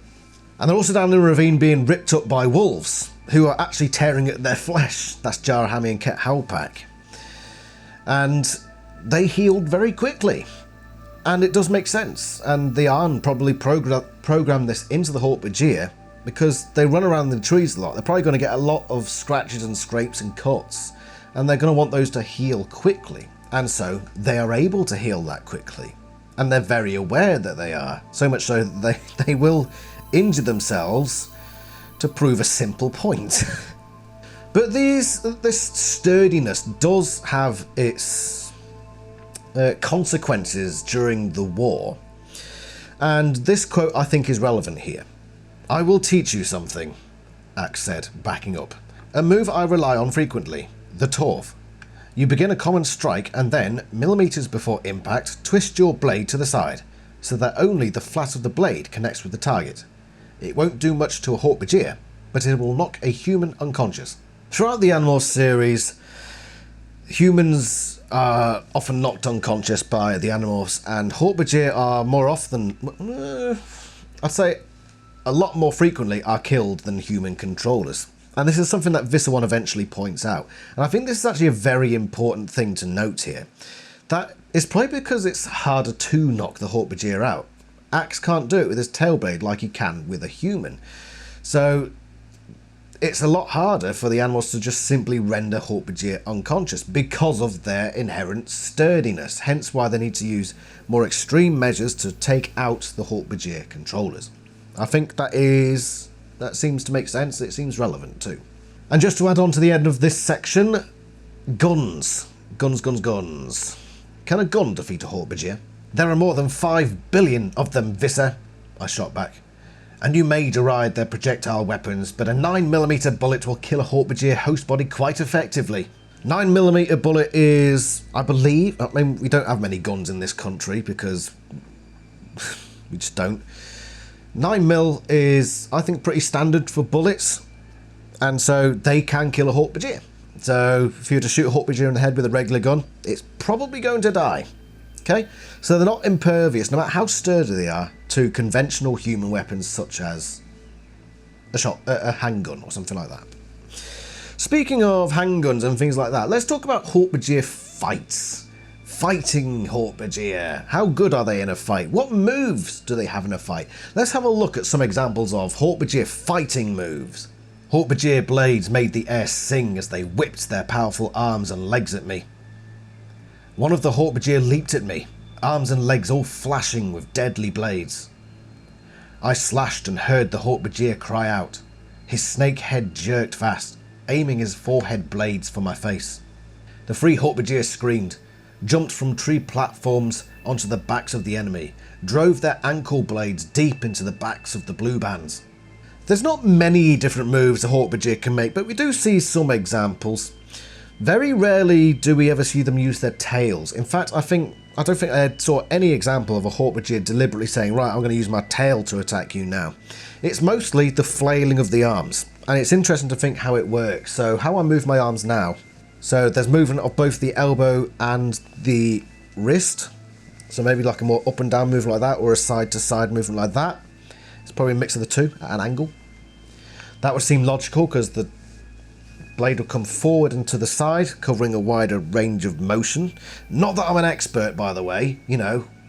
I'm not trained in like boxing or wrestling or anything like that. It just seems logical for it to be like that. There's also an example of using the horn blades. So a bit more incapacitated, a Hork-Bajir will probably try to jab forward, bit of a headbutt sort of thing. And then the use of the ankle blades I thought was an interesting one. I only ever saw that once as well. So these blades here on the ankles, it's strange because they jumped onto the back of the blue bands and used the blades on their ankles, which theoretically are pointing backwards, to do that. Maybe they were launching with their legs up in the air like that and just down like that. I doubt it, but they probably had some way of doing that. But that's just covering basically everything the Hork-Bajir do. It's mostly just that, honestly. They don't seem to bite. I didn't see any cases of Hork-Bajir biting. There's not much scratching going on. But probably because they know what their main weapon is, or the Yeerks in their bodies know what their main weapon is, and it's the bladed arms. Because they've got long arms, they've got a longer reach. There's a lot of foot kicking as well, because they probably got quite a lot of range of that. And I didn't actually include one of those in my notes, but yeah, there are examples of Hork-Bajir using their feet to kick. So they've presumably got quite big claws on the end of their Tyrannosaurus-like toes. So what are the power levels? Let's look at like Dragon Ball Z. So are they over 9,000? I don't know. Is the Force with them? That's not Dragon Ball Z. So let's just look at a series of quotes now that will give us an idea of where exactly they sit on the scale. So I'm thinking Andalites are up here, Taxons are down here, and humans are, depending on what's going on, a human will probably be just below a Taxon. Human, Taxon, Andalite, Visser 3's monsters are probably up here somewhere. Where does a Hork-Bajir fit on this scale? I sailed through the air and struck the closest Hork-Bajir in the chest. Down he went with me on top of him. He rolled over and tried to get up. He was fast. I was faster. We ran. I was back fully in Fluffer's shape. I could do 30 miles an hour, as fast as the fastest human being could run. Unfortunately, Hork-Bajir are faster. Jake was faster still, for short distances. Fast enough to outrun the Hork-Bajir that were after us. This is largely in regards to speed, and both times Jake is in his tiger morph. Rachel's also in fluffer morph as well, so we get a bit of an idea. So here's a cat down here. Hork-Bajir is faster than the cat and faster than humans as well, so cat and human are here, Hork-Bajir there, tiger up there. So they fall between those two species of cat. Let's have a look at some more quotes. A Hork-Bajir can slice a Taxon to ribbons in seconds. And to be honest, if it had been 100 horses versus 2 Hork-Bajir, the horses would have lost. Any trained Andalite can handle a Hork-Bajir 1-to-1. They're fast. We're faster. Now, 1 Andalite is not a match for 3 Hork-Bajir. But the Yeerks have a very healthy respect for Andalite tales, so the Hork-Bajir hesitated. Axe was way out in front, scouting ahead. He was far faster than any of the humans, and faster even than the Hork-Bajir. Humans are not much slower than Hork-Bajir on the ground. Interesting that it says humans are not much slower than Hork-Bajir on the ground, so humans here, Hork-Bajir there, forgot the name of the freaking race we're talking about today for a second there, Andalites are faster. So Andalites, Hork-Bajir, humans. That's how we look in terms of speed at the moment. In terms of fighting ability, like Dragon Ball Z power levels, Taxxons are down here. Horses are probably sort of overlapping the Taxxons about here, but they're way below Hork-Bajir up here. Hork-Bajir is up. So Taxxons are Raditz. Horses are Nappa. And the Hork-Bajir are Frieza. Let's say it like it's like that. And then Andalites are like Cell. Like perfect, maybe not perfect Cell, but one of the, maybe the mid Cell. Is that what he's called? The second form Cell? Yeah, I'm comparing it to Dragon Ball Z. If you don't know Dragon Ball Z, you probably don't know what the hell I'm talking about. Just, what am I doing? Basically, Andalites, better than Hork-Bajir, better than humans and Taxxons. In pretty much every aspect when it comes to fighting. That seems to be the case here. It's interesting to point out as well that Andalites and Hork-Bajir, you know, if it's 1 versus 1, an Andalite's going to win. If it's 1 Andalite versus 3 Hork-Bajir, then the 3 Hork-Bajir would probably win. So the reasoning that I would take from that is that 1 Andalite is worth 2 Hork-Bajir in a fight. Okay? That seems logical. I don't think it plays out in the series. I think maybe 2.5 Hork-Bajir, if that were possible. I'm not suggesting you cut Hork-Bajir in half for this. 2.5 Hork-Bajir is probably worth 1 Andalite. A trained Andalite, you know, a warrior Andalite. Okay? That seems logical to me. But the thing is, as much as we talk about Hork-Bajir fighting, they're not actually natural fighters at all. Despite their looks, they were no more dangerous than a deer with a large rack of antlers. Now, I do find this a little bit silly because deer can be dangerous. They're not just going to stand there and take it. You know, go and try punching a deer, you're probably going to get a face full of, like, anger for a start, and pain. Probably lots of pain. I've not experienced this, by the way, just in case you're wondering. I haven't gone up and punched a deer. I've had a deer injure me by trying to jump on the back of me before. That wasn't fun. The Hork-Bajir just are not natural fighters. And I think that, combined with the fact that the atmosphere just isn't quite right for them, I think that's the reason why they just come across as very ineffective in the war on Earth. They're just not very good. They're not suited to the environment. Because they're not built for fighting. The Arn didn't build them for that. They have no evolutionary history. Never in their history have they had to fight.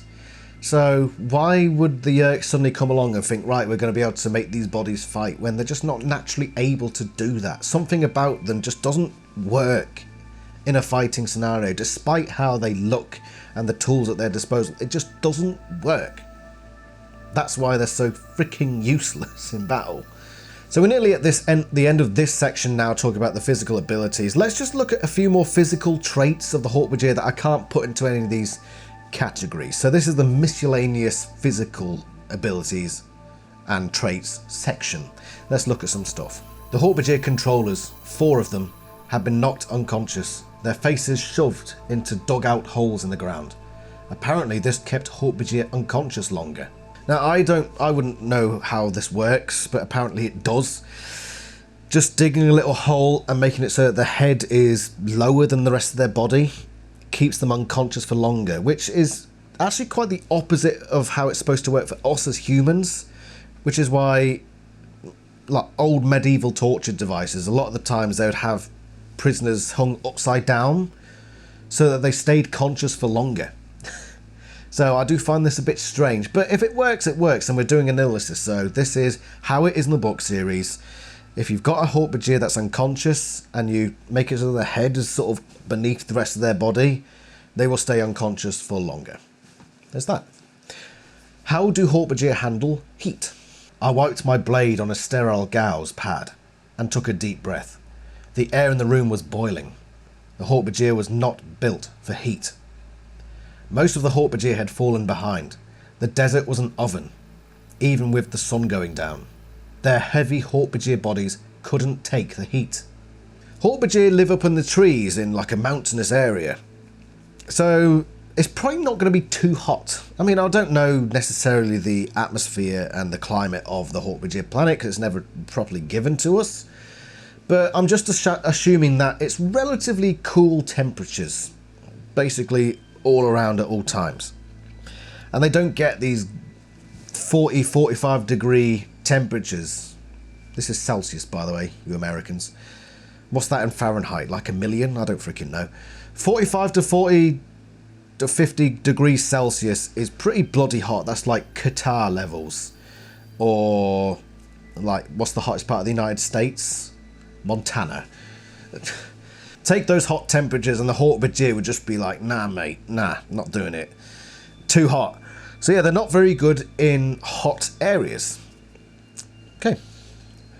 How do they smell? Not as in how do they...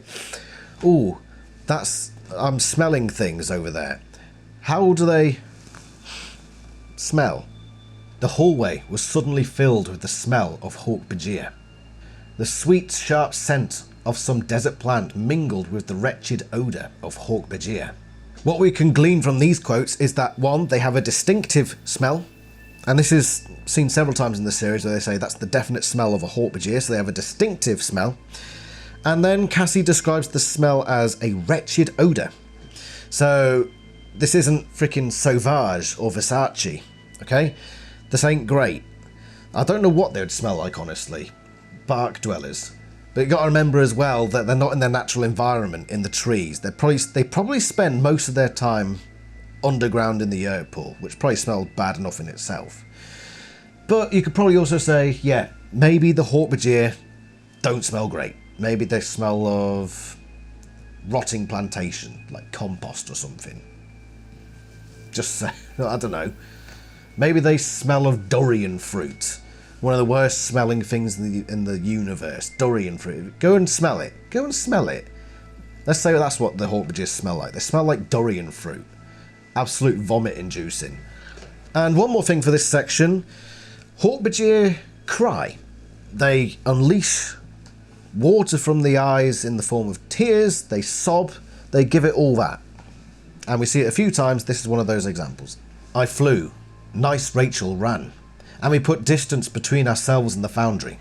She collapsed in a mess of tears and sobs, weird coming from a Hork-Bajir, when we reached a patch of shabby woods. It's nothing that important, it's just interesting to know, and for fan fiction writers out there, you know, if you think to yourself, oh, there's a really sad scene for Jolfamy Selpic over here, I want to make him cry, but do Hork-Bajir actually cry?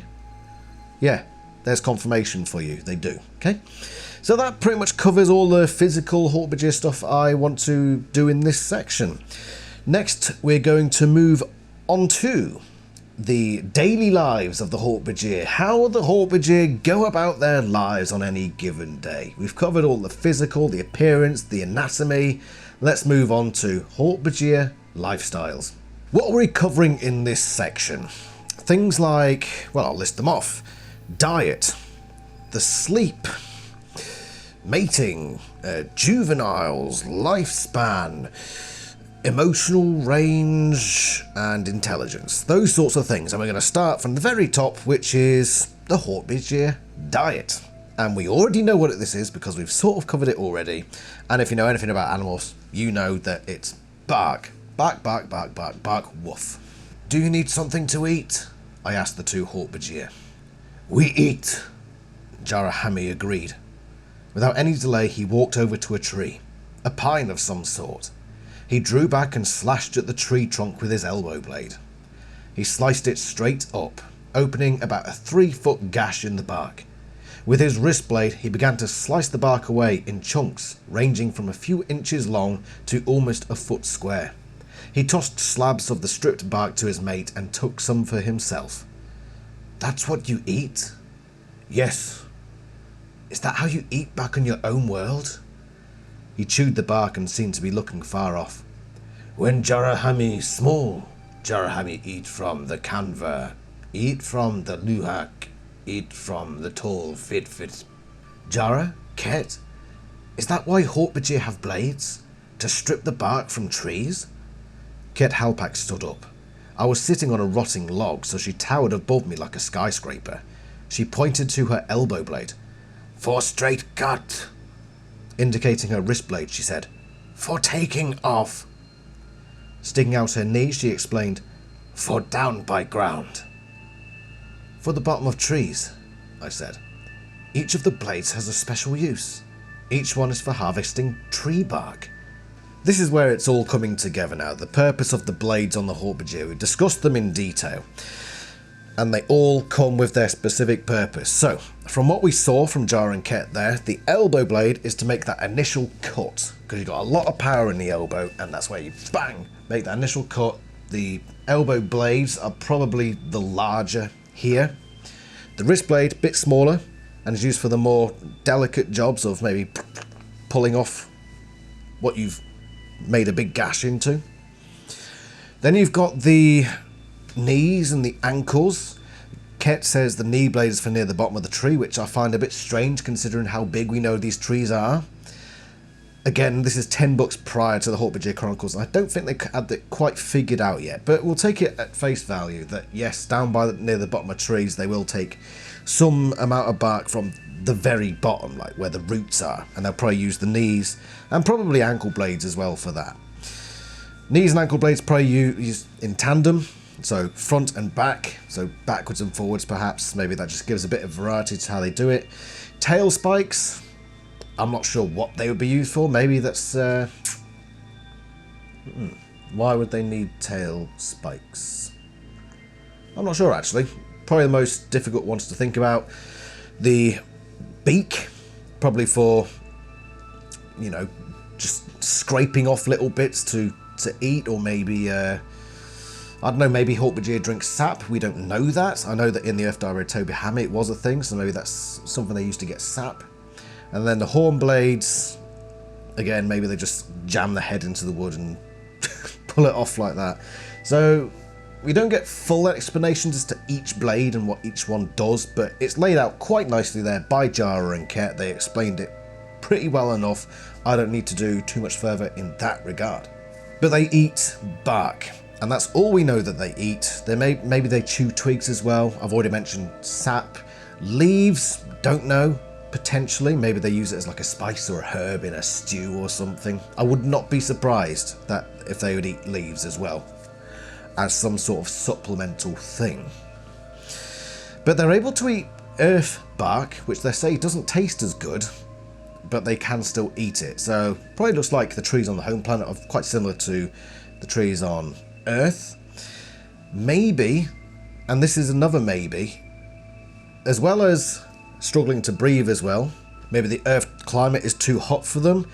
Yeah, there's a lot of factors that could potentially mean that the Hork-Bajir aren't as useful on Earth, which would explain a lot, because the amount of missions the Animos went on, and not a single Hork-Bajir managed to get a killer blow in. Yeah, there's something seriously wrong there.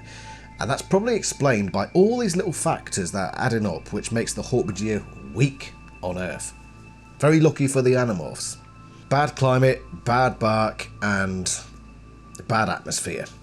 Three things combined could probably make a Hork-Bajir feel a bit ill in general. So I'm going to have that as my headcanon as to why the Hork-Bajir were so bloody useless.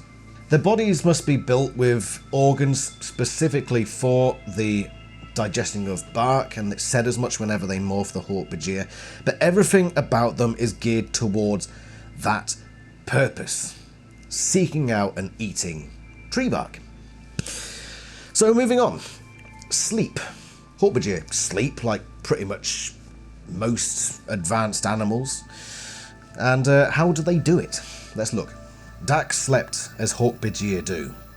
He relaxed his legs and slumped down into a sort of sitting position, with legs splayed out in front and thick tail providing a third support. His head fell forward, chin to chest. He was asleep instantly, as far as I could tell. I was jealous. Sleep isn't always that easy for me, for most Andalites. We are a watchful species. I looked at Dak, asleep, his forehead horns raked forward, arms bent to keep the blades outward. He would be hard to attack while sleeping, I thought. From behind, the tail spikes. From the sides, the arm blades. From the front, the horns. There's a few strange things when it comes to Hork-Bajir sleeping. Firstly, we've seen how it's apparently quite awkward how they sit, and it's not something they regularly do. And yet we're supposed to believe as well that they sleep sitting down. So they have their two legs splayed out in front of them, and they use their short tail behind as a support. They sit upright, and they put their head down to their chest. And then they fall asleep, bang, pretty instantly. And it does remind me of my wife, really, because she falls asleep, bang. I'm not like that. I spend like at least an hour just sort of let my brain calm down before eventually I somehow fall asleep. She's just bang, gone. And I'm jealous, and jealous is buggery. I know how Aldria feels. But she says it's because they're not particularly watchful, which contradicts with the idea of they need protection, so they've got their arms out to the side like that while they sleep. They've got the tail blades behind them, they've got the horns forward, as if they're protecting themselves from anything that's going to attack them. But as we know from this very book, except in the case of them going down too far deep, which they don't sleep in, there's nothing going to attack them. They've got no worries about being attacked by anything at all. So I don't know why she's come to this conclusion. And they probably just sleep like that because maybe that's the way they sleep, rather than the need to protect themselves. But this is contradicted again in the very same book with this quote. The Hork-Bajir began waking up, stirring, opening their eyes. They were probably stiff from lying in these unaccustomed positions on the ground. After all, they were used to life in the trees.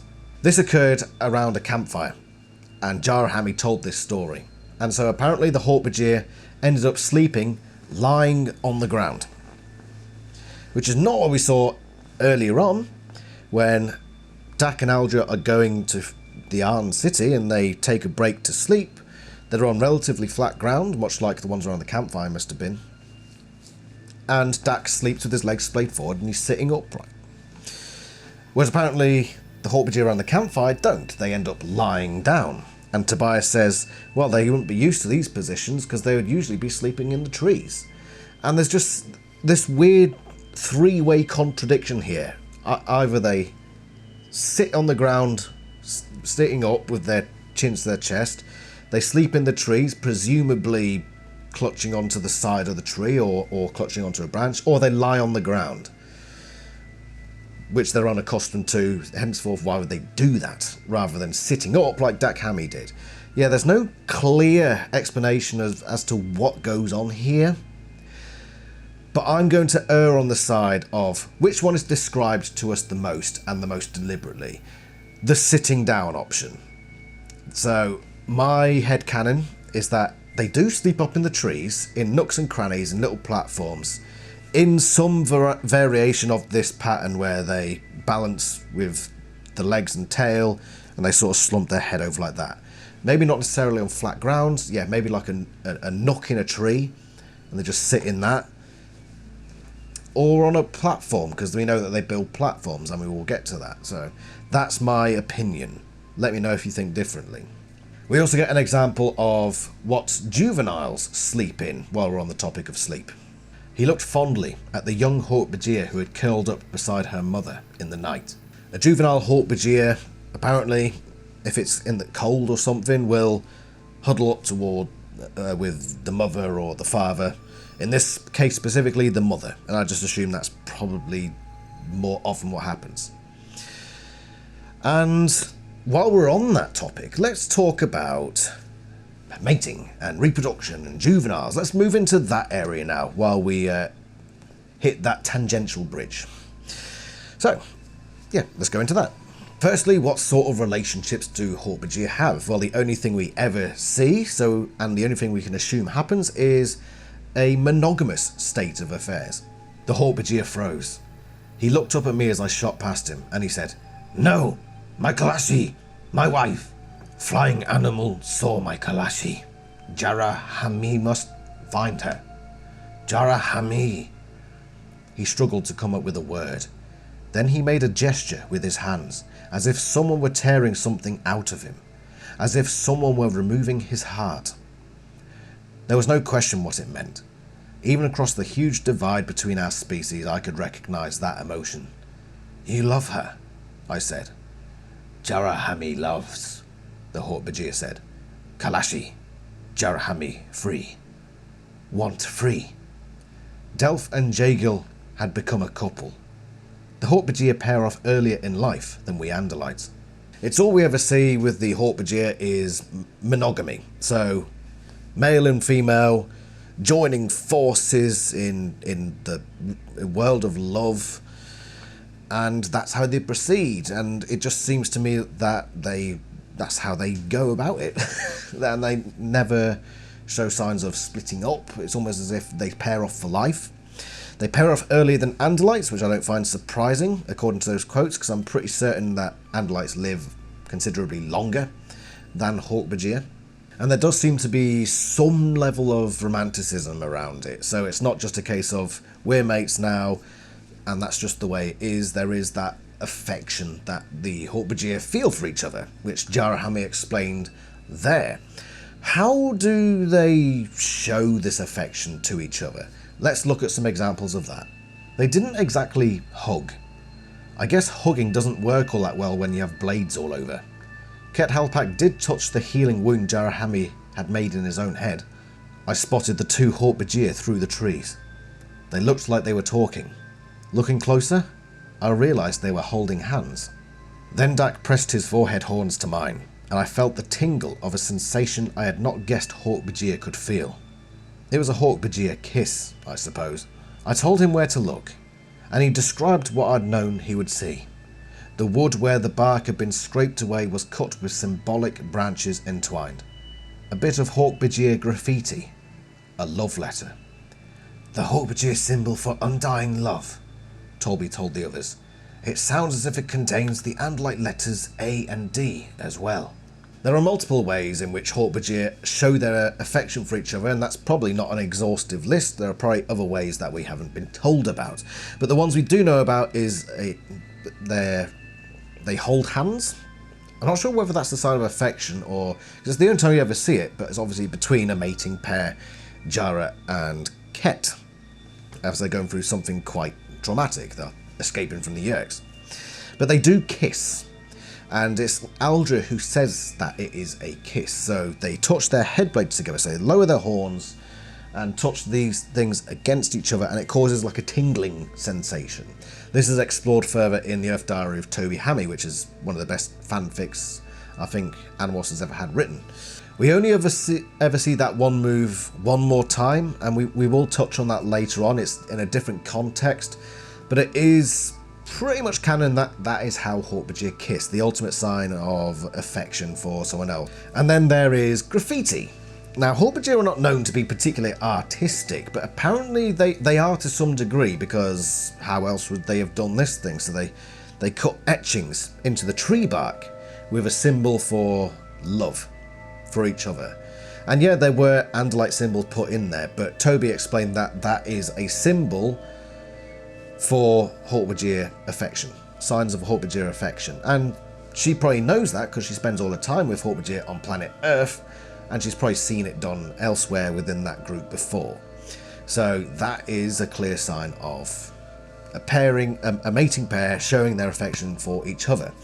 So what happens after all that is said and done, once they've had a candlelit dinner and a lovely bottle of Prosecco between each other? They will have a sprogling, a child. What do we know about the Hork-Bajir reproductive process? Very, very little. I've got a couple of quotes here which may shed some light on things, so let's have a look. But then there was something different in the sky. It was not the sun. It was not a moon. It was smaller. It was shiny. It was shaped like an egg, but with branches. Class 3. Those that can be infested suffer from no physical debility, but exist only in small numbers and cannot be quickly bred. I used my hand to indicate my own Hork-Bajir body. That first quote is a monologue by Dak Hammy, who of course is a Hork-Bajir. So what has that got to do with anything? So he describes what an egg looks like, or he references an egg when describing the shape of something. Now, eggs are reproductive things, inherently, so that's what an egg is. So Dak Hammy has a concept of eggs. Does that mean that Hork-Bajir give birth to live young, or eggs, or anything? Not necessarily. It's just showing that Hork-Bajir have the concept of an egg means that if they don't have eggs, then the other creatures on their planet might have eggs. It shows that it is part of the natural system on that planet. It gives us no real indication of whether they have eggs or give birth to live young or not. That's purely down to speculation, but I thought anyone who thought about speculating about it have that little bit of a clue in there. The other thing that is said in those quotes was that Hork-Bajir don't breed quickly. And we can be pretty sure of this, and we will explain in just a moment how we can be pretty sure of that. Let's take a look at a couple of quotes that just describe the Hork-Bajir child. He was only 3 feet tall, practically a newborn by Hork-Bajir standards. His blades were very sharp, like human baby teeth are, but small and not as rigid or dangerous as an adult's blades. His tail was stubby, barely formed. The 4 head blades were just bumps. I looked to the little cradle of twigs where he lay. 3 feet tall for a newborn is pretty big. I think you'll agree. Whether that means egg or live birth, again, I'll leave that to you to speculate. But it's probably not completely newborn. I imagine 3 feet is probably a bit big for a brand spanking new Hork-Bajir. You're probably looking at more, maybe 2 foot, maybe. Tops. 3 feet seems a bit big. But they're born with smaller, like, bumps instead of head blades. The blades on the rest of their body are like little pins. Which could be evidence that they're born through eggs, because honestly,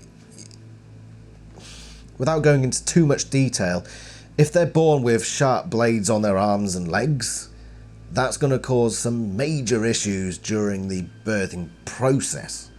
So, yeah, more evidence toward egg-laying race rather than live birth. But they're little dinky things, like any sort of child of any race or species. They tend to be just smaller in every department, like teeth and fingers and whatever. Everything's just small and compacted.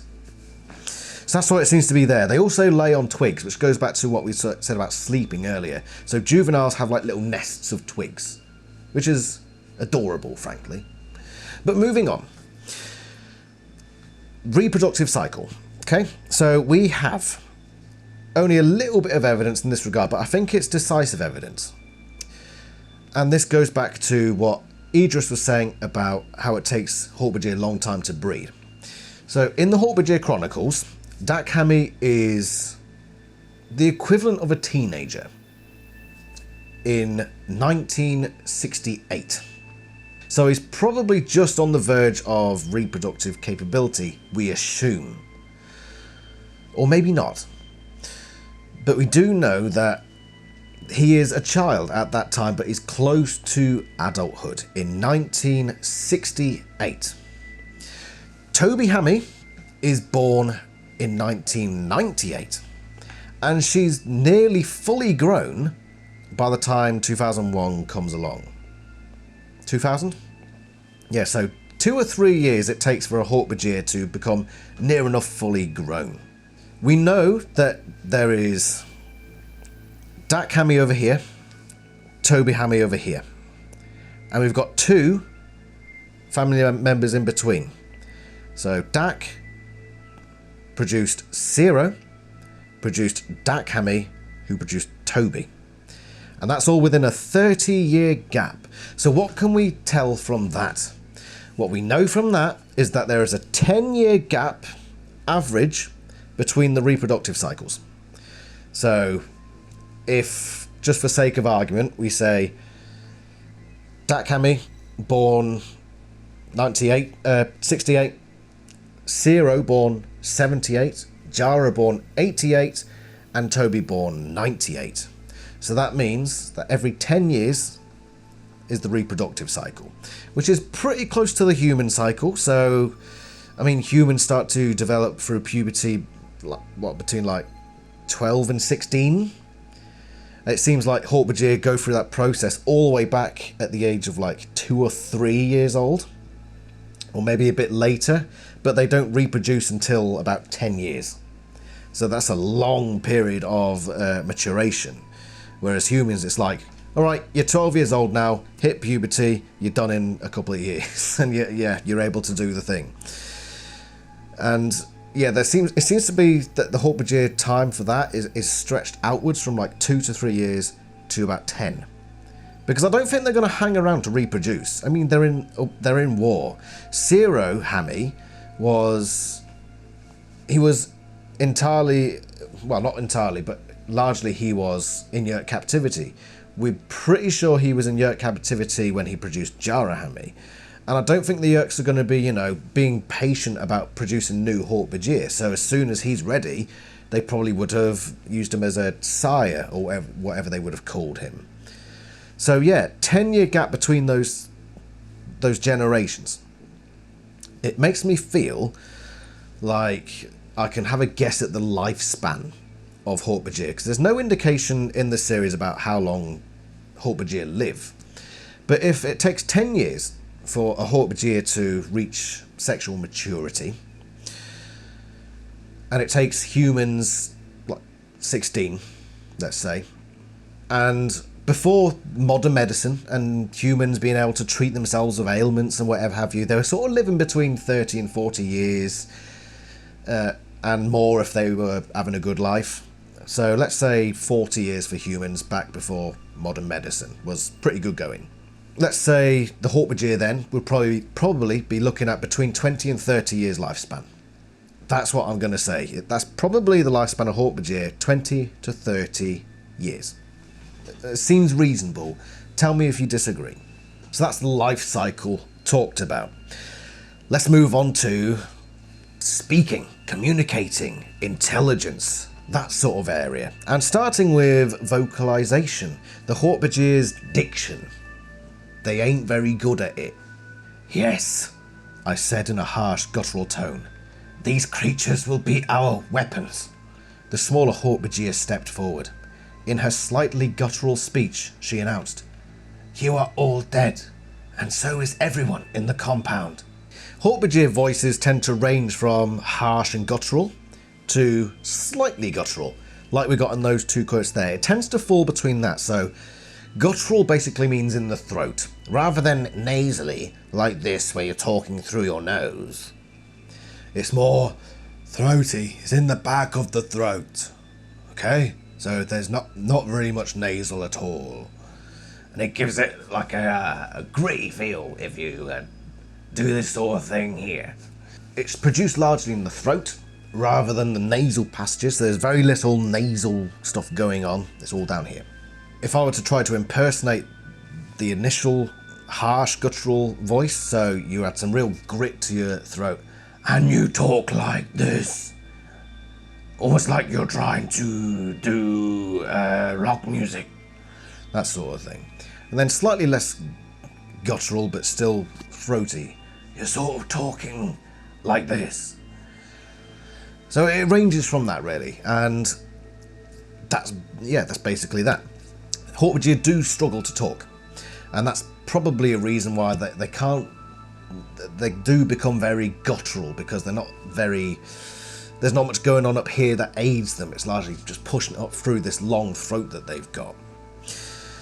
And it can be very frustrating to talk to Hork-Bajir. Let's look at some quotes now which give us an idea of what it's like to talk to a non-seer Hork-Bajir. Talking to Hork-Bajir is frustrating. I fight you, a Hork-Bajir I didn't know said to me as I fluttered along, keeping pace with the group. What? In Yeerk before I fight you. He grinned and pointed to a nasty scar across his left eye. Then he pantomimed a bird coming down and raking his face with its talons. Faltugat say, ah. I did that? I'm sorry. No sorry. Fal Tugat not free. He tapped his head with one long claw. Fal Tugat have Yeerk. Now free. Good. Hork-Bajir and humans, friends. Toby say. It was a long speech for a Hork-Bajir. Fal Tagut seemed worn out by it. This gives us the idea that Hork-Bajir don't speak very much at all, and when they're forced to say more than like 3 lines at a time, their throat starts to wear down, and they can't really do it. They'd rather just sit in silence. They're very introverted, probably. And the Animorphs, when they're in Hork-Bajir morph, also struggle with this. You'll notice that whenever the Animorphs morph Hork-Bajir, they tend to use Thought Speak, even though we know that Hork-Bajir can technically speak. And this gives us a clue as to why. Lead the way, Jake said, obviously preferring to use Thought Speak rather than struggle with the difficult Hork-Bajir diction. Yes, Jake said, articulating human language sounds as clearly as a Hork-Bajir beak would allow. We were cruising over the forest when our right thruster stopped working. I had to land. My orders were to have the fighter maintenanced here. Sometimes when I've read Animorphs, before I remembered this bit, I thought, why do they never talk with Hork-Bajir mouths when they are definitely more than capable of doing that? But that quote there clearly places down the idea of why they don't do it. Because it's a struggle and they're not used to it. Regular Hork-Bajir have gotten used to using their own mouths to speak and their own throats to speak, even if they're not designed to do it necessarily. It does make you wonder if the Arn designed the Hork-Bajir and never thought about giving them language. And the Hork-Bajir, over the 12,000 years they've been around, eventually just developed a language. And the Arn were just like, oh, okay, whatever. But it was a struggle for the Hork-Bajir. They weren't made to do that necessarily. Maybe that's why. Maybe a seer came along 10,000 years ago and started applying mouth noises to things. So rather than just he looked at something and said e ka. And maybe that's how things happened, and they just started using their throat and mouths to communicate things, but it never went too much further than that. Maybe. And when it comes to the Hork-Bajir language, they don't really have much, and they seem to struggle in sticking to one language at a time. Hork-Bajir mouths and brains don't handle English all that well, so they use a mix of languages, their own and ours, and Yeerkish, of course, and Galad. Hork-Bajir are the best communicators, of course, despite their brains' innate quirk of confusing various languages. I mean, it's quite fair to say that even though the Hork-Bajir aren't intelligent, and people say, oh, they're like Marco says, they're big dumb lizards. I mean, they can learn multiple languages. That's not bad going. Even though there is apparently this innate quirk where they can't stick to one language. They'll throw words from different languages together at random. But still, they're bilingual. Multilingual, obviously. Which is, I mean, it's more than I can do. I mean, I could say Le Boeuf de Pape de Chateau. And it's basically nonsense. Maybe the Hork-Bajir speak such nonsense as well. We don't know. I don't know Galad. I mean, I may be the ultimate #1 Animorphs fan. Or maybe I'm not, because I can't speak Galad. There's probably some Animorphs fan out there who's mastered Galad. And good on you if you have. I should do that someday. I should do a Galad dictionary. Yeah, I'll do that. I'll add it to the list. However, there are some Hork-Bajir who seem to master this.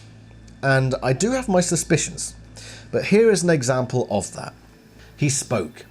It was surprising, because he did not speak the usual strange mishmash of languages the Hork-Bajir used. This one sounded like he'd been educated at Harvard. This is in reference to a Hork-Bajir they found on Visser 1's pool ship near the start of the series, and they came across a Hork-Bajir who, unlike every other Hork-Bajir they'd met previously, was very well spoken and stuck to one language. So he broke the mold, effectively. And I think I know why. But we'll get onto that later on. Let's have a look at some more vocal Hork-Bajir shenanigans. One of the things that they do quite a lot in the series is laugh. And we all love a good bit of laughter. Ha ha! Hoo hoo! Hee hee! We love a good laugh, don't we? So let's see how Hork-Bajir laugh. The Hork-Bajir stared at Axe's face. You dark cap, you fail. Yes, we failed, but I am here now, and I don't kill Hork-Bajir, unless they are tools of the Yeerks.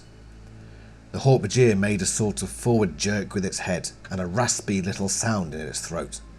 It sounded like a derisive laugh, but who knows?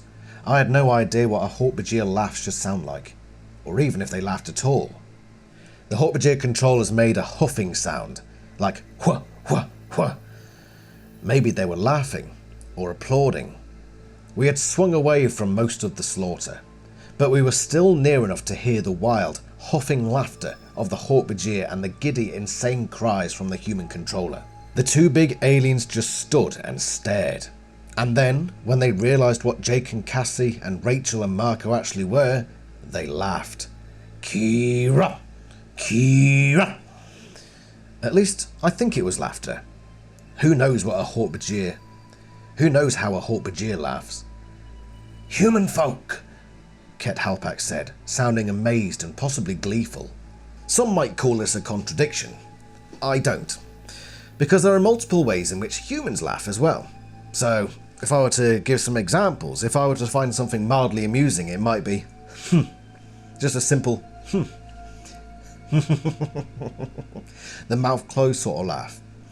Or it could be a belly laugh. I'm going to try not to be too loud, but something like that. Or sometimes you get the laugh where you don't make any sound at all, so it's just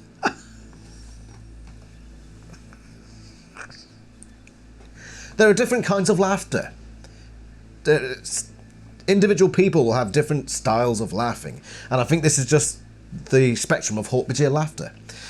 So they have the woo woo woo sound, and they have the grunting and that, and then when they have a proper good belly laugh, it's the kira thing, kira. And I think that's just how they laugh. That's what happens if they see something really funny, like if they're watching Billy Connolly. And then, yeah, at the bottom of the scale, if they're just laughing ironically, it'll just be boom, boom, boom. Something like that. I don't know. Yeah, that's my thoughts on it. What are your thoughts? Let me know. There's a couple more other little bits I want to talk about when it comes to Hork-Bajir vocalization, so let's have a look at those couple of quotes before we move on. The small blade on the end of her tail struck directly into the chest of the second Hork-Bajir. He leaped back, hissing furiously. Don't worry so much, Esham. If we have to kill your host, we'll soon find you a replacement. He nodded his Hork-Bajir head. So it's just a couple of little things here. Firstly, hissing is not something we see apart from this quote. So it's the one time we see that Hork-Bajir hiss at all. So that's just an interesting thing to add in there. And secondly, nodding. Nodding. This happened before they came across humans. Now, when it comes to Andalites and Axe, for example, will occasionally nod and they'll point out, oh, that's a behaviour he's learned from being around humans. Although I think in the Andalite Chronicles as well, they nod there, but then that's the Andalite Chronicles and you can't trust that to be, you know, barely even canon as far as I'm concerned. But apparently Hork-Bajir nod, you know, another form of communication. Whether that's just the authors slipping up and dipping human habits into their writing unintentionally, or whether it is legitimately something Hork-Bajir are meant to be able to do. We don't see it very often, and especially not outside of this book. So again, that's up to you, the watcher, to decide whether that's canon or not. Now let's talk emotions. Happy or sad? What is the range of emotions for Hork-Bajir? Are they a particularly emotional race, or are they quite cold and stoic? Let's have a look at some quotes. Aldria seemed determined, upset, or as upset as an Andalite ever becomes. They are not an emotional people. Hork-Bajir are not good at concealing their feelings. They've never tried to learn the art of lying, so I could see what was in Dak's mind and heart. Hork-Bajir are apparently very emotional creatures, and they don't hide it because they don't know why they need to hide it. They don't have the concept of, I need to hide my emotions from this person or this group. Because they have no fear of that. They don't need to do that. So if they're feeling emotional, they'll just be emotional. There's nothing stopping them. They've got no need to be stopped. They're not going to get into a scuffle over it, for example. It's not really going to affect anything because they just spend all their time eating bark. What is being emotional going to change about that in the long run? So they're just open with their emotions. They don't have no need to hide it. Whereas Andalites, compared to Hork-Bajir, are much more closed off. So in conclusion, we can say that Hork-Bajir are much more emotional, on the outside definitely, than, say, an Andalite. Probably, I don't know, humans are very varied in the amount of emotion they'll show. So I'm not going to say compared to humans, because you'll get humans who never show any emotion at all, and then you'll get ones who are just emotional train wrecks all the time. Or they're always happy, or, you know. So there's quite a variety there. But I think Hork-Bajir are definitely on that side of the spectrum where they'll just, whatever they're feeling at the time, they'll just say it. Whereas Andalites are more reserved, held back. They'll control their emotional states. The thing is, even though Hork-Bajir are very emotional creatures, they can't show it in their faces as much. They can say it, but because of the way their faces are built, it's not as flexible as human faces. Look at a human face and all the pliability. Maybe not the ears so much, but yeah. There's a lot of range of emotions that a human face can express without needing to say anything or shout anything. Just looking at somebody's face can give emotional clues. But Hork-Bajir faces aren't, they're more rigid, just in the way that they're built. And this is explained in the series. She was staring out of the window with curiosity, even fascination. But Hork-Bajir faces show little emotion. What she felt, if anything, remained a mystery. You could argue that because this is Toby, who is a seer, things are different. And she has learned to hide her emotions in order to better maintain control of the group she's leading. But it does seem to me that the Hork-Bajir face is less fluid, less variable than human faces. But it doesn't mean that they cannot show some level of emotion on their faces that can be deciphered. So let's look at a list of Hork-Bajir facial expressions being deciphered. I'll bet you $10, she says. Let's do it, Marco said quickly. Rachel turned her snake-like head toward Marco and grinned what I think was a Hork-Bajir grin. Let's go for it. Toby grinned the frightening Hork-Bajir grin. The face of a Hork-Bajir controller appeared on my communications screen. It stared at me with the fury and distaste Yeerks always show for Andalites. Garoth nodded. He was in the room with me, watching as I held the little girl to my breast, watching with a mixture of disdain and worry on his Hork-Bajir face. So there is enough pliability on the Hork-Bajir face to express these emotions. I just think you've got to know what to look for. You've got to know the signs, because it's not like a human where, you know, you can tell I'm happy or I've got something severely wrong with me. Or you can tell I'm sad or I'm sick or I'm angry. Yeah, the Hork-Bajir don't have that much. I've gone over it, but you know what I'm talking about.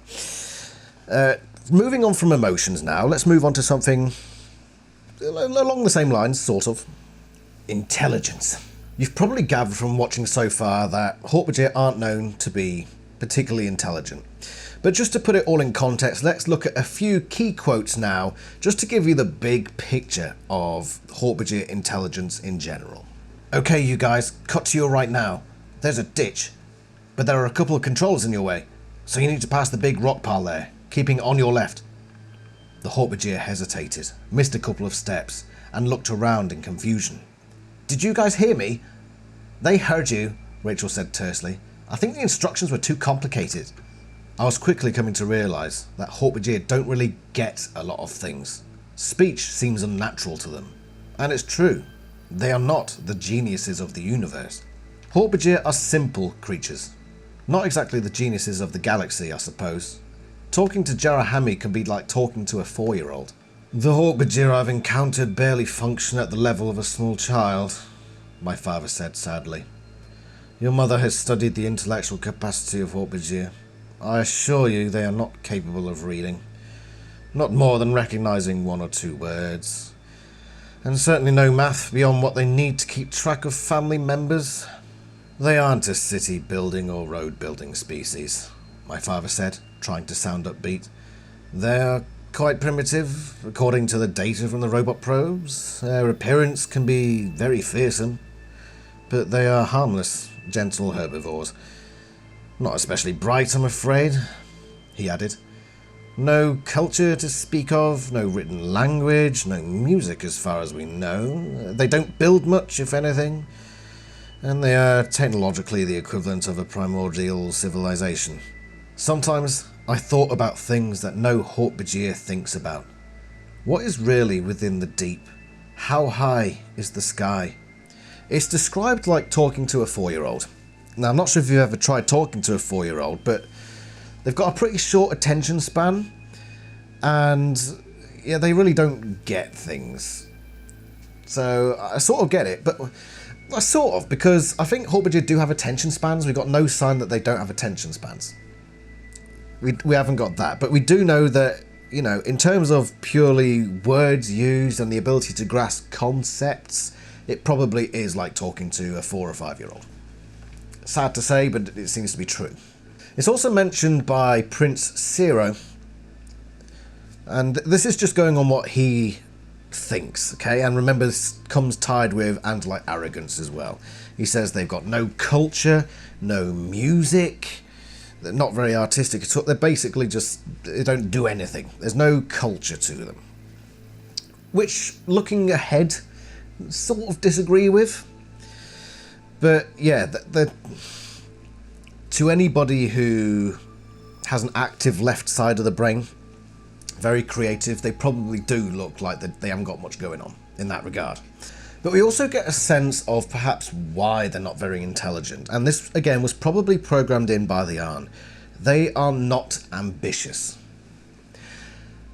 That's the one thing I think you'd say is the biggest difference between humans and Hork-Bajir, the sheer lack of ambition, which is why they don't build anything. It's why they don't think about what's in Father Deep or what's in Mother Sky, like Dak Hammy is starting to think about in one of those quotes. That is what a lack of ambition is. It's looking at something and not being interested in exploring any further, rather than just what you see. Being ambitious is basically being scientific. It's looking at something and saying, right, how is it different than it appears on the surface? How is it different to what I know already? What is there that I don't know? What is there that could be wrong about what I think I know? That is ambition, and humans have that in bucket loads. Well, some of us do. It's about wanting to know more. The human brain is always hungry for more information. It wants to know answers, and it wants to know them frickin' now.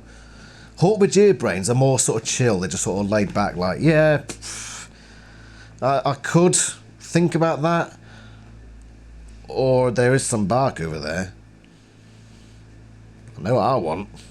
They're just like the chill guy at the party, aren't they? You know, they aren't worried about anything. They're just sitting back, some Bob Marley on in the background. Just, no woman, no cry, mate. That Bob Marley song will be just playing in their heads on a loop.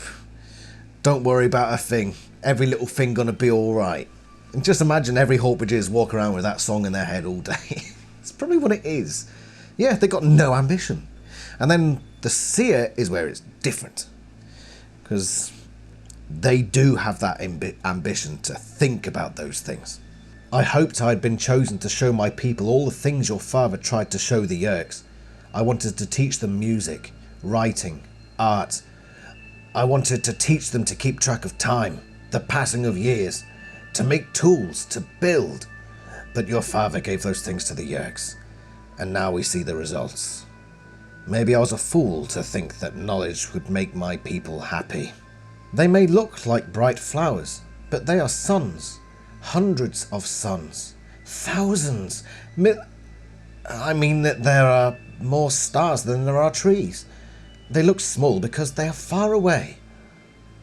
I heard those words, and these words made me think very hard. But then, yes, I said suddenly, amazed. Yes, things that are far away look small. This is true. Far is far, Jaegel said, looking alarmed. These stars are very, very far away, Aldria said, and around some of these stars are planets, like this place, and other planets with very different trees and different creatures. I did not have words for how I felt. Things that are far away seem small, even when they are large. This idea was like an exploding seed pod in my head. Things that are far away seem small. If Mother Sky's flowers are very far away, they might be very large. They might be suns. Dak Hami is introduced by Eldra to these new concepts, and that sets off his ambitious side, and suddenly he starts asking questions of everything around him, unlike the other Hork-Bajir. And then that does bring problems. As one of those quotes said, he says, "Hold on a minute, you're doing the exact same thing to me that your father did to the Yeerks, and look what happened there." The big difference being, of course, Hork-Bajir, Yeerks. Bit different. They're probably going to take it differently too. The Hork-Bajir probably wouldn't care, but the Yeerks they're already probably quite an ambitious race, and so they're going to take that and run with it. Whereas the Yeerks probably don't give a damn. Hork-Bajir, sorry. But now we're on the topic of the Seer, a very integral part to the Hork-Bajir story. So what is a Seer? What is a Seer? He is strange, Elder Mab Karhet said. Yes, he is strange, Elder Pontofala said. He is a Seer, Mab Karhet said. He was not happy. He was not sad. He was disturbed. What is a Seer? My mother asked. The old one, Tila Fashat, opened her toothless mouth and said, A Seer is one who is born to show a new way. Many, many seasons pass, then our father, the deep, and our mother, the sky, say, send a Seer to the people. The people have need. And so one is born who is different. Toby's gift didn't just make her more articulate than the other Hork-Bajir. They made her more insightful, more capable of drawing conclusions. Looking down at the gaggle of waiting Hork-Bajir, I easily spotted Toby. I'd have spotted her without even knowing her. The rest of the group had dopey, dim expressions of Teletubbies. Toby had the kind of eyes that looked through you and made you feel like you needed to pull a robe on over your brain. This is something that happens every so often in the Hork-Bajir population. They have a Seer born who obviously has a genetic, probably a recessive gene, a very recessive gene that pops up occasionally and just activates a portion, something in their brain that must be left over from something that the Arm were messing about with during their creation. That opened that door to ambition and the need for answers, which is why they end up like they are. So it says there that the other Hork-Bajir have the dim, dopey look of Teletubbies. So I don't know if I could try to impersonate it. It would just be sort of that sort of look. Aha!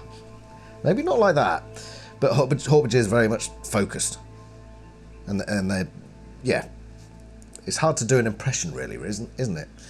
But you can tell a Seer straight away from the others because there's just something about the way they look at things. It's more inquisitive. It's just staring through things, trying to see what's inside rather than what's just on the outside. And I think sometimes you can see it in people as well. You can see people who haven't got much going on inside, and you can see people who are genuinely looking at how things work. You can see that difference in the way people react or go about things. And I imagine it's much the same here. The Hork-Bajir recognise what a Seer is. You've got the elders there. And I get the feeling that, what's her name again? Tila Fashat? The old one. I reckon she's a Seer as well. Personally. Because of the way she speaks. She speaks quite a lot there, and it's all nicely laid out. But then again, it's talking Hork-Bajir language, which is probably translated here. But I reckon you don't become the old one, the wise one, unless you're, pretty intelligent yourself. And we do know that Seers pop up quite regularly, relatively. I think, have we covered that? I don't think we have. I think we'll get onto that soon. Yeah, I've just looked. We're about to get onto the quote where we discuss how many Seers there are, but I imagine there are a few at any one time. But in Dak's case, it was the perfect storm, because he was a Seer and he was the one that bumped into Aldria. And then this started happening. I think Dak Hammy is different, I said. He can read now, and write, and he can do basic math. He's up to calculus. I think he may be capable of n-dimensional geometry. Aldria laughed. You keep surprising me, Dak. Every day you're sharper, smarter. You learn so quickly. Your use of language, your perception, it's incredible. You could enroll in an Andalite academy tomorrow and... Thank you, I interrupted her. I have learned from you. I have even learned to recognise when someone is trying to avoid answering a question. In the course of a few months, Dak Hammy had gone from speaking a sort of childish pidgin to speaking as well as I. His grasp of concepts was sure and swift. The gap between him and the other Hork-Bajir was vast and growing every day. The gap between him and any Andalite, well, there no longer was an intellectual gap.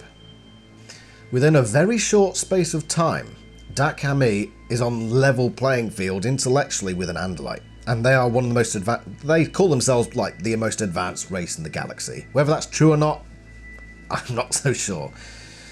I mean, just look at how they go about things during this book series. But yeah, they are generally advanced, more advanced than humans. So Dak Hammy, after a short time, is more advanced than humans. And this is coming from a stock of Hork-Bajir, okay? So he probably started out with the regular Hork-Bajir intelligence, because he hadn't had that person to learn from. He's probably more intelligent in general, and they probably look to him, in a Hork-Bajir classroom. He's probably the one that puts his hand up the most, and says, yeah. And the others look at him and say, you smart little bugger. And yeah, Aldria comes along and he just starts to soak up everything like a sponge that he can get from her. And he becomes vastly intelligent very, very quickly. And it wouldn't shock me at all if he had the potential to be smarter than any Andalite. The potential to be one of the smartest creatures in the galaxy. That's how quickly he learns. And I think that's general with any given Seer. Toby included. Okay? Now, there is a quote which gives us an idea of how many Hork-Bajir Seers there are. Let's take a look. Quatzinicon gave Dak a hard look. Of course, you're one of the smart ones, aren't you? A Seer. We never could entirely eradicate that one bundle of genes. We did our best, but still, from time to time, one of you will arise. Yes, I am a Seer, Dak said calmly. You're a freak is what you are, Quatzinicon said. A dangerously unstable element. It was one of our great failures. 1 in 10,000 Hork-Bajir is born with intelligence that rivals that of the Arn. 1 in 10,000 is born, and they have the potential to be as intelligent as the Arn. And I think that's an underestimate, because the Arn haven't seen a Seer interact with, say, Aldria, an Andalite, who's probably more advanced in terms of race average than the Arn. So the Arn don't even know the potential. They don't know the ultimate potential of the Hork-Bajir Seer intelligence. But that's what he says. And he says it's a result of a bundle of genes that gets activated every so often. So yeah, probably a recessive group of genes that got left in there accidentally, and the Hork-Bajir were released into the planet, and the Arn turned around and said, bugger, did we forget to take those genes out? Jesus Christ, who did that? Steve! Steve Inicon, look what you've gone and done now. You're supposed to take that out. But it's a very interesting number. 1 in every 10,000. That's not very many. 10,000. Not very many. So if we were to go by those numbers, and the Arn are the creators of the Hork-Bajir, and they are biologists, this is their thing, so they're not going to be very wrong about this. It's most definitely averaged out. So 1 in every 10,000 on average will be a Seer. I don't think there's any questioning that. It's not just, oh, those stupid Arn, they don't know what they're talking about. Yes, they bloody well do. They are the guys for this. They are the experts. I know you shouldn't always trust experts, but They've been at this for 12,000 years. They've probably built up a bit of a study at this point. Every 10,000 years, a seer is born. Every 10,000 Hork-Bajir, a seer is born. There's one more thing to address about seers, here, specifically. And it is something very, very strange. Let's read this. We approached the outskirts of the colony. A dozen Hork-Bajir, eerily visible in the flickering torchlight, stood in 2 rows on either side of the path. Toby stood in the middle. "Welcome," she said. "We're honoured by your presence. We thank you for your help." The campers didn't speak. They just walked on through the canopy of branches and towering bladed extraterrestrials. "How did you know we were coming?" I asked Toby. "The trees whispered something about new friends who would take up our cause. Human friends who would join our fight," she said. "I see things, Jake. Many things." This is bizarre. Very, very bizarre, and I personally don't know entirely what's going on here, but I have utilised it in my fan fictions. If you've ever read Seer, there's a part in it which probably confuses people without the context of the rest of the series I'm doing in the background, but there's a part where Taku Kelmet, the character, sees something that otherwise, if he didn't have this weird Seer thing going on, he wouldn't have seen. Toby says that the trees were whispering to her, and she saw that these people were coming. She had no indication otherwise that this was happening, but she knew, and she arranged for these Hork-Bajir to welcome them in. What is this? I don't think it's an Ellimist thing, because the Ellimist saved Ket and Jara, and I'm pretty sure that they know that at this point. So they would have passed that on to Toby, and she would have learned that anyway, surely. Even if the animals just said to Jara and Ket, "Oh, you know, yeah, we were talking about this thing called Ellimist, just don't worry about that. Yeah, don't worry. Just carry on." Toby is inquisitive enough that she would have asked somebody. And if she didn't get answers from Jara and Ket, she would have got an answer from the animals. So I'm 99% sure she'd know who the Ellimist is. So she doesn't name the Ellimist here. She mentions the speaking trees. And not speaking trees like we'll discover later, like physical communication trees. Trees are actually speaking to her and showing her the future. And it's weird. It's weird. There's a bit of magic thrown in there. But there are elements of magic going on with the Hork-Bajir, because you remember, well, no, not so much the Hork-Bajir, but the Arn. Remember the Ixilla?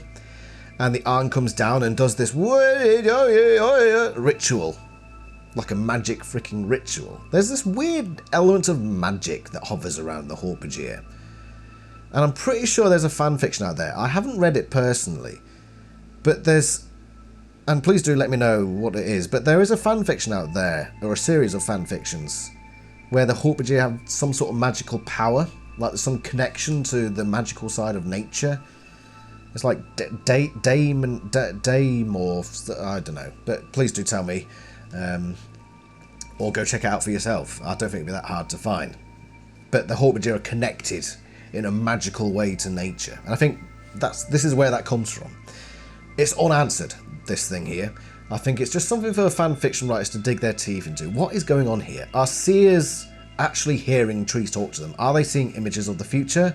Or is this maybe the Ellimist playing a trick? Maybe it's Kryak playing a trick. Who knows? But there's definitely something deeper going on here that we never get an answer to. Very fun. I enjoy it. Let's move on. Let's talk culture. What is culture? Well, it's something that Prince Zero said that the Hork-Bajir don't really have. They have no music, no art, no written language to speak of, but this is an Andalite speaking, and they're known to be very arrogant, and they look down on other races. So let's try to step back from that sort of way of thinking and look more objectively. What is culture? From my perspective, culture is basically anything a group does that isn't necessary for survival. Okay? So, for example, the way I set my desk up with 2 computers either side, the PC on top, it's not necessary for survival. Why have I done it that way? Because that's typically how our culture, our group, say something should look. The computer desk is against the wall. Why is it against the wall? Because that's what we do. It's just how it is. That's what we do. That's, in a way, culture. Because it's not necessary, it doesn't really make a difference, but it's just the done thing amongst this demographic. That's a really small example, and a lot of you might say it doesn't really seem very cultural, but Morris dancing in Cornwall. You know Morris dancing. If you haven't, here's a clip.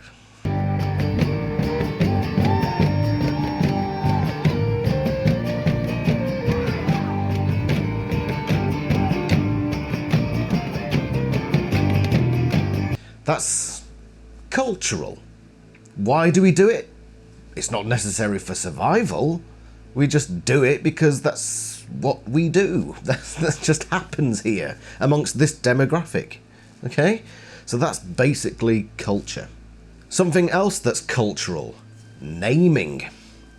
My name has got a first name, a middle name, and a surname. 3 names. And that's pretty standard for the English-speaking world. It's a cultural thing. Hork-Bajir have names. Not Hork-Bajir, he said. Jarahami. My name? Jarahami. And while this was taking place, Hork-Bajir, under the supervision of Jolfami Selpik, were quietly dropping from the trees. Most Hork-Bajir have names quite similar to ours, except they don't seem to have middle names. So they have first name, surname.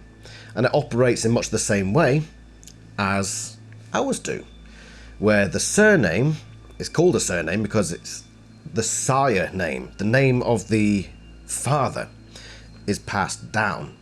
And that happens with the Hork-Bajir, for example, Dakhami bore Zero-Hami, and then Jara-Hami, and then Toby-Hami. And then if Toby-Hami were to have a child, more than likely, and I'm, well, 99% sure, it would be first name, and then the surname would be her mate, whoever that may be at the time. The Hami name would be passed on through her brother. She has a brother who doesn't have a name so far as we're concerned, because we're not told it, but without doubt, his surname would be Hami. So when he had kids, there's the continuation of the Hami lineage. I do find it strange how it operates in much the same way as human names, whereas something like an Andalite, you look at the way they name each other, it's very confusing how they do it. I don't think there's like a standard protocol that we're introduced to, but the Hork-Bajir do it in much the same way that we do. They also have their own language. The Hork-Bajir were never a very intellectual species, Axe said with a hint of snobbery.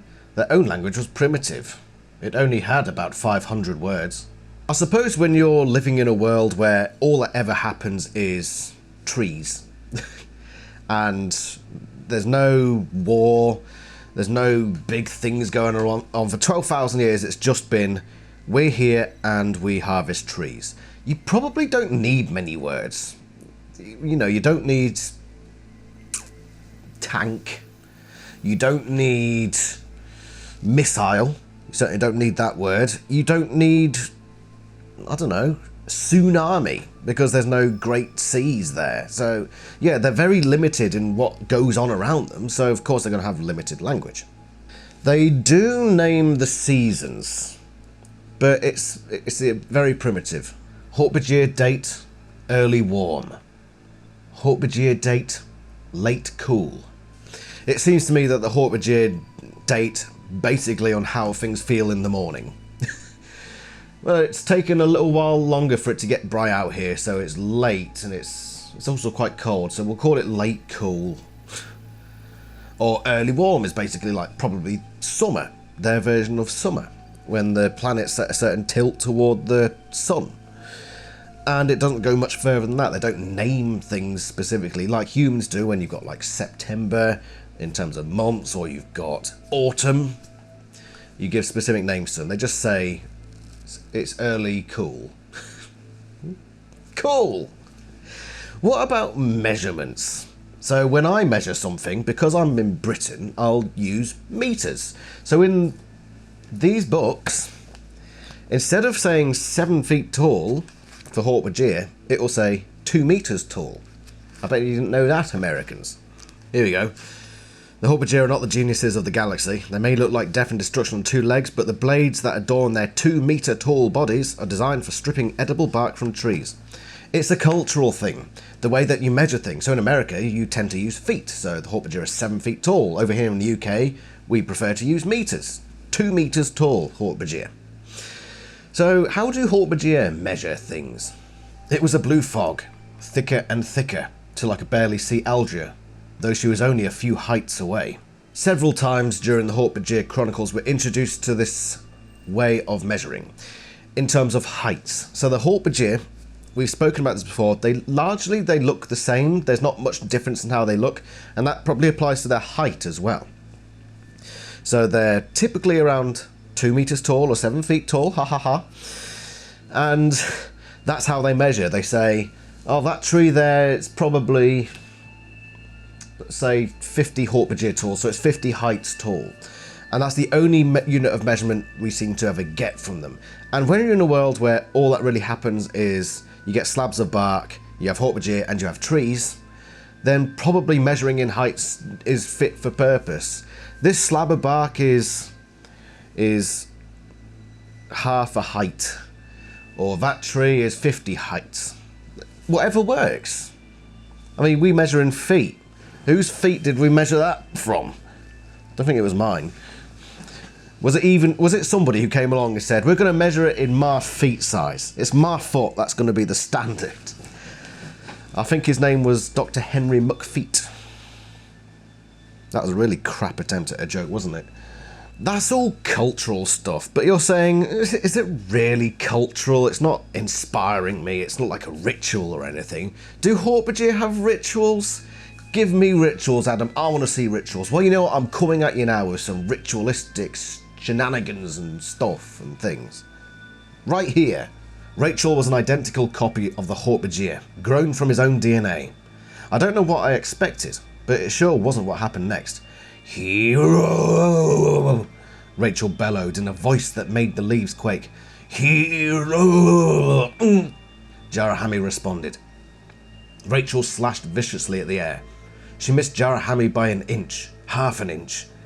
Jarahami responded instantly with a forward stab of one of his big feet. If it had connected, it would have ripped Rachel's stomach open.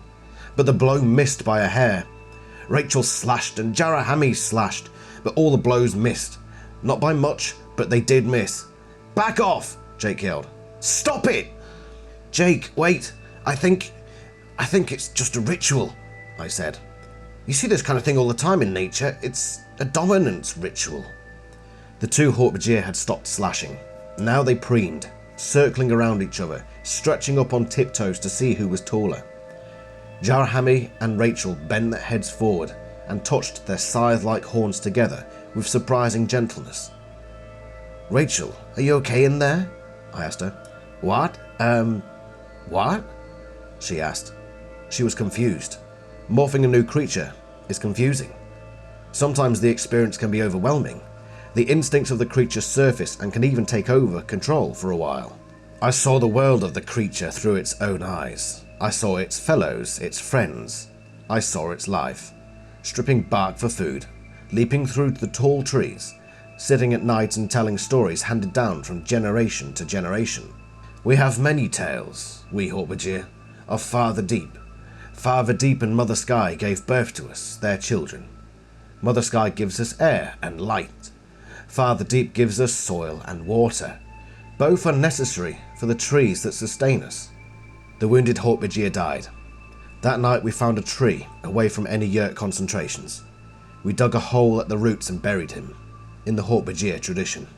There's a few things to cover here, so let's get the easy ones out of the way first. The Hork-Bajir bury their dead. Again, much like we humans do. The Hork-Bajir are very similar to humans in a lot of ways when it comes to cultural stuff, except without all the the consequences of human ambition thrown in, if you know what I'm talking about. But they bury their dead beneath trees, which seems like a very cultural, very and it's mentioned as being a very traditional sort of thing. So that's the standard. Hork-Bajir bury their dead at the bottom of trees. They spend their lives stripping bark and doing all that stuff, but they pass down stories from generation to generation. And we see this with Jarahami. So I imagine it's more often than not left to the storyteller Hork-Bajir within a group. So obviously there's going to be a bit of differentiation between Hork-Bajir. Some will be better at some things and some at others. And there's bound to be some that are better at sitting down and telling stories. And Jarahami is one of those. So we know him to be effectively the storyteller. And this seems commonplace amongst Hork-Bajir tribes, that they will take... what sort of stories will they have? They'll probably have the story of the time that Peg Fallon found a ladybug, and then the ladybug jumped. And they'll probably have some riveting tales about that. But whatever keeps them entertained, you know, and they pass these stories down from generation to generation. They probably are. I'm being like an Andalite now, aren't I? I'm being like, they probably got stories about ladybugs. No, they probably do have some stories here and there. The Peg Fallon, actually, right after that ladybird jumped, he saw a creature from farther deep, and it stared him down, and it started charging. But he leapt up the tree and sprang back home and warned everyone that the monster was... It'd be stories like that or something. They also would have, I would call sort of a pseudo-religion, which is Mother Sky and Father Deep. Why do I say pseudo? Because, obviously talking as a human, religion comes with a lot of baggage and stuff attached. And you have to follow certain rules. So if I were a Christian, I would follow the Ten Commandments. That would be the rules I follow. Whereas if I was a Muslim, I would follow the Ten Commandments, because that's the rules I follow. Is that right? Because I think they're both basically Abrahamic religions, but then if I was a Buddhist, I would follow Vishnu's rule. I'm probably wrong there, but you know what I'm talking about. The Hork-Bajir religion doesn't seem to do that. It's just sort of, we believe that Mother Sky is there and Father Deep is there, and we're cool with that, and they're cool with us. It's just sort of like, they don't seem to spring rules from it, so far as we know. So far as we know. Maybe the whole burying Hork-Bajir after their death, maybe that is something like that. Where, like maybe the Hork-Bajir believe Father Deep wants us to bury our people, and that will help the trees grow. Maybe. But it's probably very light touch sort of stuff, rather than the heavy-handed human religions. And then the most difficult one to comprehend here is the ritualistic dominance thing that we saw in book 13, The Change. And this is never is visited again, and we get a lot of occasions where probably Hork-Bajir meet each other and do that sort of stuff, but we never see this dominance ritual coming into play. We certainly never see it in the Hork-Bajir Chronicles, where you'd probably expect to hear about it. We don't see Toby Hammy doing it at any point. I can't imagine Toby Hammy doing it, or Dak Hammy for that matter. Dominance ritual. It seems very out of place in The Change, and I'm not sure if it would have been retconned, because there were things that were retconned, and we will come across one of those things later on, something that was directly retconned in a reissue. The Hork-Bajir dominance ritual seems to involve bellowing and then slashing at each other, then measuring each other up, you know, trying to see who's bigger and what have you. And then it ends with a kiss. What we've established previously is a Hork-Bajir kiss where they touch their horn blades against each other, which is very strange. But why would the Hork-Bajir feel the need to do this dominance ritual? And why would it require slashing towards each other quite closely? Because it seems like something a warring species would do. It doesn't seem to match up with the Hork-Bajir lifestyle we see basically everywhere else. It just doesn't feel right. Maybe it is to establish some sort of hierarchy, because there are levels of hierarchy in the Hork-Bajir, and obviously you've got the elders, but then you've also got the Hork-Bajir that run the speaking trees. Let's talk about speaking trees briefly while we're on the topic. We call it the language of the trees, but it is only what we Hork-Bajir use as our primitive communicators. At night the great sound speaks from across the valley. It is how we speak with our brothers and sisters of the other two tribes in the valley. The sound is made by stretched vines. The vine is soaked in rain, then it is stretched tight, vertically, between high branches and low branches. 3 of these vines are strung this way, all in one chosen tree. The tree must be a very old Narwin tree, for Narwin trees become hollow with age. 1 vine must be 10 times the height of a Hork-Bajir. The second must be 7 heights, the smallest 5 heights. 2 Hork-Bajir climb out on branches and hold a long, straight sapling. This sapling is drawn across the vine, creating a deep sound. Resonance, Aldria said. It's almost a type of music. Yes, sad music tonight, I said. It is the southern tribe. They tell us that 3 of their people have been taken to farther deep. I listened some more to the low, long, sad notes that vibrated around the valley, echoing from the walls. My people had accepted that I was a seer, but I was still young. It was not for me to ask those of the speaking tree to transmit messages. There seems to be an implied hierarchy here, where the speaking tree is a very specific tree, and there are workers who will make these vines and put them all together. We will eventually do an analysis on this specifically to go into the details and how it works. But there are Hork-Bajir that are there to transmit messages, and Dak says at the end there, it's not my place to transmit messages. I shouldn't go there and tell them what messages to send. Meaning that there is somebody in charge of directing what messages to send in this primitive form of music. Again, Zero said that there was no music, but Aldria turns around and said, that actually sounds like some form of music, so there is that. Whether the Hork-Bajir will, sit there having a rave to it, I don't think so. They're too busy. They've got Bob Marley in their head, remember. But there seems to be that hierarchy there, which does bring us back to this idea of the dominance ritual. Maybe it's not so much a dominance as in, I'm stronger than you, I'm taller than you, I could bash you if I wanted to. Maybe it's all about figuring out what a Hork-Bajir is best at. So they'll shout at each other, maybe establishing who is louder. So maybe that person would be better at sending messages through the tribe, and then they slash at each other like that. Maybe it's a demonstration of who's got the better blades for harvesting stooler bark. Maybe. That's the only thing I can really think of that explains this dominance ritual. It's almost as like the Hork-Bajir are just testing each other out to see, right, I don't know you, even though they're both Jarrahami, so whatever. I don't know you, but what job would you be good at? Are you good at harvesting Narwin bark, or are you more of a message sender?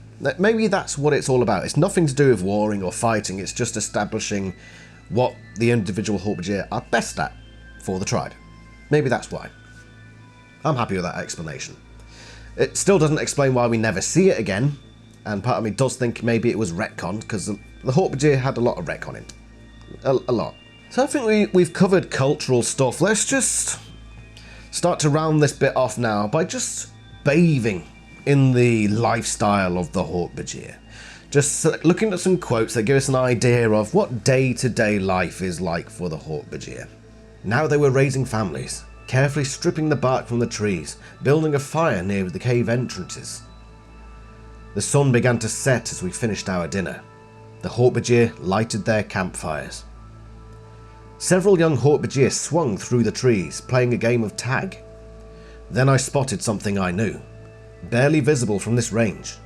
A minuscule patch where the bark had been cut away. Nothing unusual. Where there are Hork-Bajir, there is scarred bark. The workday was about done for the Hork-Bajir.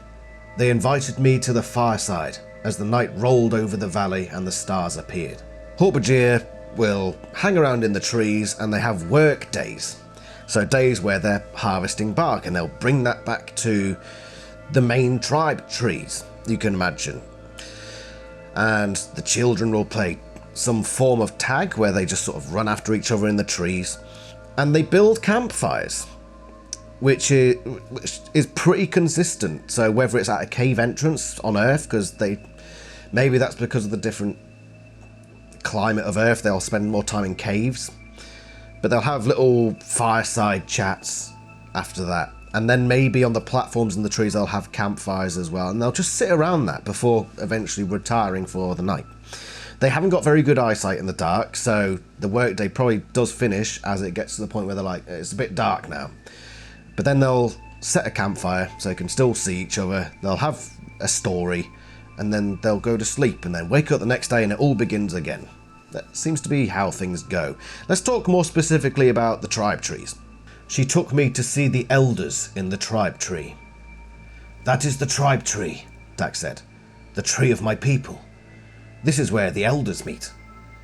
I peered at the tree and could see, here and there, platforms, hundreds, thousands of feet up.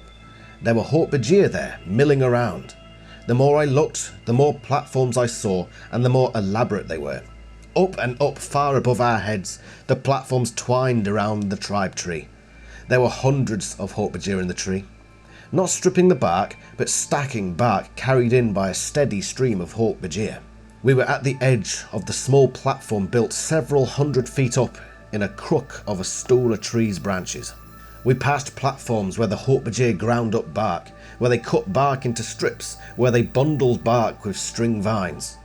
And there were other platforms where Hork-Bajir simply sat and seemed to be telling stories. Almost like classrooms, I realised. These tribe trees seem to be the middle of everything that goes on in specific tribes. It is the centre, the main focal point of everything. So you've got one big tribe tree that sticks up out of the middle and it's surrounded by a whole load of other trees. They don't harvest the tribe tree. What they do is they'll send out the harvesters and they'll go to other trees in the vicinity of the tribe, harvest them, and then bring that harvested bark back to the tribe tree, where it then gets cut up and gets put to various purposes, or they'll bring bits of wood to make these platforms, because apparently there are a lot of platforms.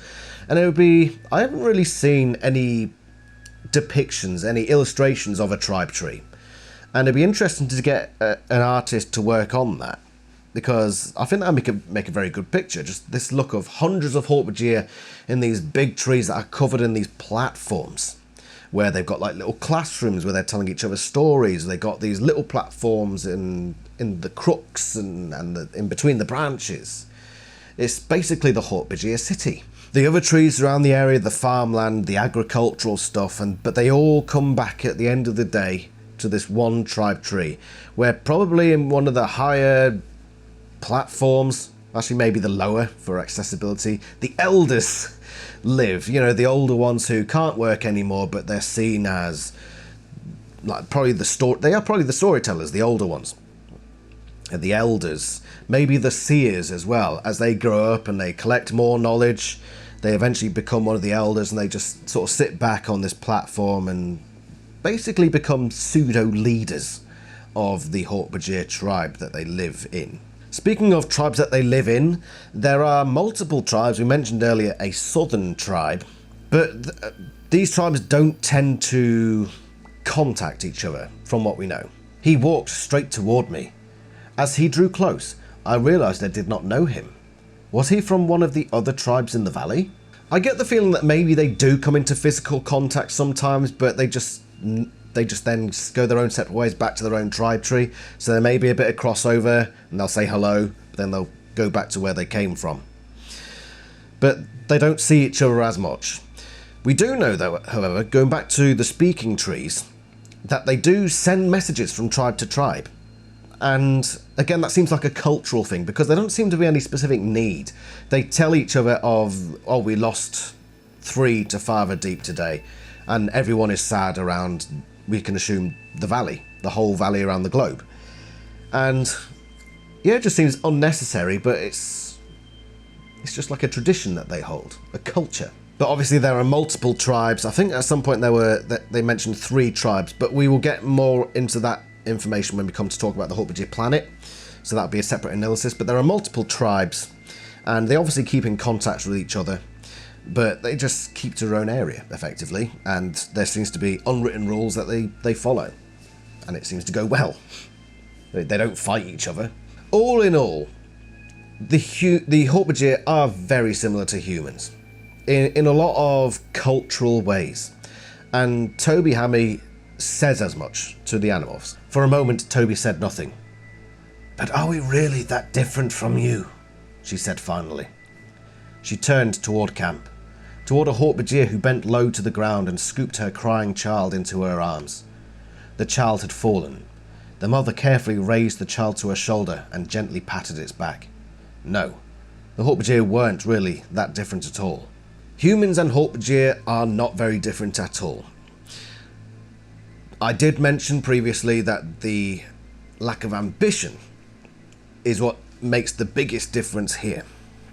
And part of that comes from the Hork-Bajir's natural pacifism. The Hork-Bajir are pacifists. Let's look at some quotes explaining this. "They are not a species you want to start a fight with," which may be why they were such a peaceful, even poetic species. They had no one to fear, until the Yeerks began to make them into controllers. They are decent, sweet creatures, almost timid despite their nightmarish appearance. Jarahami looked right at me. "Hork-Bajir have no enemy, no prey. Hork-Bajir not kill. Yeerk kill. Yeerk kill. Andalite. Andalite kill. Yeerk. Hork-Bajir die." "You're caught in the middle. But that's why the Yeerks took over your race. The Blades. They made you deadly. Once the Yeerk evil was in your head, you were the ultimate soldiers. All because you're adapted to eating tree bark." Up until the Yeerk War, the Hork-Bajir were totally peaceful. For 12,000 years since their creation, they never warred. This is where one of the major retcons came into the Hork-Bajir story, because remember this from Book 8. "Every species fights wars," I said. "In the past, Andalites made war on other Andalites, and the Hork-Bajir used to have a biological time clock that set them all warring every 62 years. According to Axe in Book 8, the Hork-Bajir went to war with each other every 62 years, and it was just something that in their brain just clicked, like they had been designed to do that, maybe as a way to control the population because they got no predators. But then this was retconned, and I'm not talking about the author coming out and saying, "Yeah, that we probably shouldn't have put that in there." No, it was in the reissues, in the Book 8 reissue, that whole sentence was changed to this. "Most species fight wars," I said. "In the past, Andalites made war on other Andalites, and the Hork-Bajir were peaceful before the Yeerks enslaved, but they are a rare exception." We have a direct retcon in the 2011 reissues, taking out the idea of Hork-Bajir having this clock in their heads that just says, "Time to go to war now." Took that out, gone. They were purely peaceful until the Yeerks took over, which is what we see in pretty much everything else. Speaking of culling the population to control it, which is what I suggested would be the Arn's idea in the first place, considering the Hork-Bajir pairs seem to have one child at a time, and then there doesn't seem to be many after that. That's the only thing we have is Hork-Bajir having one child per pair. They probably don't breed very fast at all, and the Yeerks found this problem out themselves. We saw that quote earlier, that they just don't breed very quickly. That's probably deliberately placed by the Arn to say, right, how can we make sure that the population is sustained over the years, because they've got no predators to attack them apart from farther deep, but that's just an anomaly. That's an exception to the rule. They probably said, okay, if a Hork-Bajir pair has this many kids and they stay as a pair and they don't have any more kids, then that will keep the population ticking over quite nicely. That's probably what they've done. Again, it all comes back to, remember that these were created creatures. They were deliberately made to be a certain way. They don't come with all the flaws and issues that evolved creatures do. The Arn said, we're going to make this creature to be perfect for this role. And so you probably wouldn't get problems of over or underpopulation because that's all been controlled for in their design. It might become a problem when after the war they're on Earth, because it's a completely different environment, but that's for fan fiction writers. Go read my fan fiction, Seer. It goes into that sort of stuff. Maybe wait for me to proofread it again. Speaking of the Yeerk War, that's what this all comes to. The involvement of the Hork-Bajir in the Yeerk War. For 12,000 years, the Hork-Bajir have lived in complete peace. As complete peace as I think you can get. They don't even understand what war is. So when the Yeerks finally do arrive, it comes as a total shock. All I could do was stare. I was bleeding. I was cut in many places. I felt pain, but more, I felt confused. How was it possible for a Hork-Bajir to cut me with his blades? It was not an accident, like sometimes happens when we are harvesting bark. We were not harvesting bark. This Hork-Bajir had cut me, deliberately. Why? They were among the fiercest looking, most physically awesome sentient species in the galaxy. They were walking weapons, deadly from head to foot, but they didn't know it. They didn't know what it meant. They were perfect targets for the Yeerks. It's only really Dakhami and Aldria who have any sort of idea what's going on and the dangers that all the Hork-Bajir are in. And they're only in one tribe. And there's the other two tribes supposedly around the valley that just cannot comprehend what's happening. So the Yeerks spread like wildfire, and soon enough they have hundreds of thousands of Hork-Bajir controllers. The Yeerks moved into other valleys. We spread the resistance, but we were never fast enough. The Yeerks were spreading through the Hork-Bajir like a virus. They had thousands, tens of thousands of Hork-Bajir hosts. We estimated that there were now 100,000 Hork-Bajir controllers. This is relevant because we look at how many Hork-Bajir there are, and it is a massive number. And this is the basics for the Yeerk Empire, because before this they've only got Geds, and they can't do much with Geds. But the Hork-Bajir are physically capable in many ways, and so they're able to build things now much more capably than they could do before with just the Geds. And because they're the Andalites don't care about the Hork-Bajir, they just see them as these primitives doing absolutely nothing on this other planet. They don't rush to help. They do eventually arrive, though, to help the Hork-Bajir with people such as Lirim. I was an advisor to the Hork-Bajir. They were our allies, but they were not Andalites. They were not our people. It's fair to say that not many Andalites came, and they didn't really do much. They just sort of arrived at the planet, looked around and thought, bugger. And that's it. They just stood there. Aldria, the female Hork-Bajir, did so much more in the effort for fighting off the Yeerks, to the point where she and Dak changed the way that the Hork-Bajir populace went about things during this invasion. She turned them into killers. We marched up the valley. We marched beneath the trees. In the branches overhead, more and more Hork-Bajir were following us. Hundreds now, all watching, waiting. They were chanting as they swung from branch to branch. They were chanting, "Do as he does! Do as he does!" Aldria had done her job well. She had created a simple instruction for my fellow Hork-Bajir. She was very clever. The Andalites are a very clever species. Like the Yeerks, like the Arn. We had been created by one brilliant species, invaded and enslaved by another, and now a third was using us.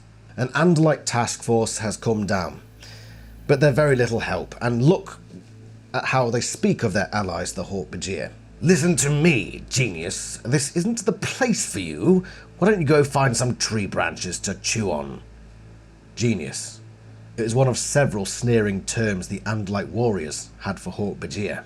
You can imagine how frustrated Dakhami would have gotten with all this, and all the while the Yeerks are still expanding their forces, taking in more Hork-Bajir controllers, and winning the fight against what is a relatively small Andalite task force and what has now become known as the Hork-Bajir army, led by Aldria and Dak. The numbers keep on shrinking.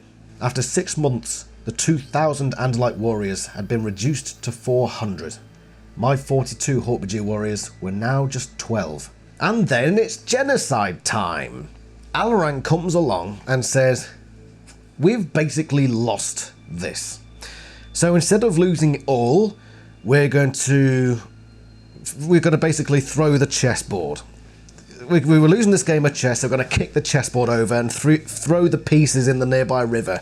You know, you can't win anymore if you haven't got pieces left." That's basically what they do. And it is, unfortunately, genocide that they resort to. What is genocide? For, if you want clarification on what I'm referring to, genocide is basically wiping out as many of a specific demographic that you can, deliberately. Just saying, this demographic here, don't care who they are, we're killing them. Just getting rid of them. That's effectively genocide, and that's what they do with use of a quantum virus. Virus Q118 is a quantum virus. It is designed to attack a specific type of living creature at a subatomic level, bypassing all possible countermeasures. It is designed to cause death within minutes. No, I whispered. Ask it what specific type of living creature, Dak demanded. For a moment, I just couldn't do it. I just couldn't, because the computer would answer. The computer would tell the truth, and I couldn't hear the truth. Ask it, Dak snapped. Computer, what species is virus Q118 designed to attack? Hork-Bajir. We stood there on the edge of that cliff, knowing the quantum virus was spreading on the wind, and knowing that the Andalites were leaving forever. The end had come. The war was lost. There continued to be small resistance on the Hork-Bajir planet, but eventually the war was indeed lost. And because of what went on with the Hork-Bajir planet, the Hork-Bajir obviously spreading stories from generation to generation. We know that this was all being passed down. We know it through Jarahami, but it wouldn't have just been him, I'm sure. The Hork-Bajir would have chatted, and they have talked about the Andalites and how the Andalites released a quantum virus. And because of that, they're not great fans. The Hork-Bajir have reason to be hesitant about trusting the Andalites, acts aloud. This is why there's such a rivalry between the Andalites and the Hork-Bajir, even though, I mean, you could say they fight on the same side, but not really, because at one point, for a good couple of decades there were no free Hork-Bajir. They were all part of the Yeerk army, the Yeerk Empire.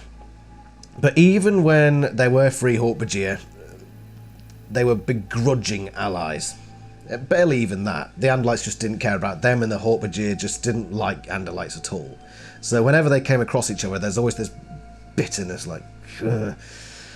It's very enjoyable to read, especially in the Prophecy, Book 34. But that was that, and the Hork-Bajir lost the war, unfortunately.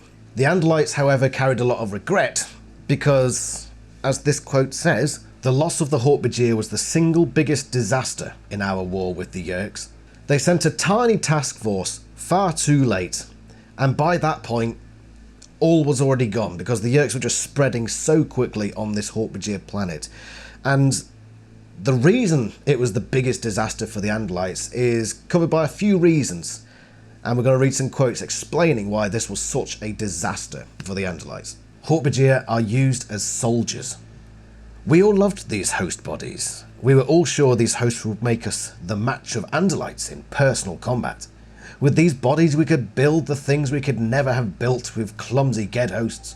We would build our own weapons, our own ships, vast, powerful ships that would make the galaxy tremble. Fitting in with the Hork-Bajir had been pitifully easy. The host body I'd taken was named Fet Mashar. His friends had seen him taken into a fighter. They had seen him being dragged away by Geds. And yet when I reappeared among them, very few questions were asked. I simply said, I am back. And the Hork-Bajir would say, yes, you are back. I began to realise that we Yeerks would have a very great advantage as we went conquering through the galaxy. We might come across races that were smarter, more powerful, more dangerous than the Hork-Bajir. In those cases we could infiltrate slowly, take one host at a time, build slowly, never letting our victims know what was happening until it was too late. But those tactics were hardly necessary here. We were able to simply set up a ground base and do business in the open. We were capturing and infesting 100 Hork-Bajir a day. That number would rise every day as we acquired more and more Hork-Bajir hosts to do the hard work. That last quote there, I'm thinking of bigger picture. For one thing, you know how these things grow. They tend to grow exponentially, so they start slow with the Geds, and then they get this big gold mine Hork-Bajir, and it just shoots them forward. And from there, they can take so many other races, and they're figuring out how to do it tactically as well. They're figuring out tactics, and this is the perfect playground, testing ground for them, because the Hork-Bajir just show no way of resisting. So the Yeerks can experiment, and they do a lot of experimenting, figuring out, okay, how do we do this over here? How do we do that over there? What works best? And they use that as a way to come up with new ideas, and it all comes from the Hork-Bajir homeworld, which means they can expand out and, you know, take the Mac, the Astram, Nahara. Well, I think they got those earlier than the Hork-Bajir, didn't they? I'm not sure. But yeah, all these other races, they probably got them so easily because of their experience taking over the Hork-Bajir. And that was because the Andalites did nothing. They did nothing. But on top of all that, the Hork-Bajir are used largely as muscle, and that's their primary purpose on Earth. So the Yeerks eventually do come down to Earth. Why are the Hork-Bajir there? Well, apart from being soldiers, they're also useful in the Yeerk pool for basically controlling the human hosts, as well as, of course, the other Hork-Bajir hosts. When the Yeerk was all the way out of the poor woman's head, it dropped into the pool and disappeared beneath the turbulent surface. Instantly, the woman cried out, "You filth! Let me go! Let me go! I'm a free woman! You can't keep doing this! I'm not a slave! Let me go!" Two Hork-Bajir grabbed her. They dragged the woman to the nearest cage and threw her in. By this point, we can be largely certain that most, if not all, Hork-Bajir in the galaxy are controlled by the Yeerks. And we come to the Animorphs and that part of the story. And this is what's explained to them by Elfangor. "The Hork-Bajir are a good people, despite their fearsome looks," the Andalite said. "But they have been enslaved by the Yeerks. Each of them now carries a Yeerk in his head. They are to be pitied." "Pity, right," Rachel said grimly. "They're walking killing machines. Look at them."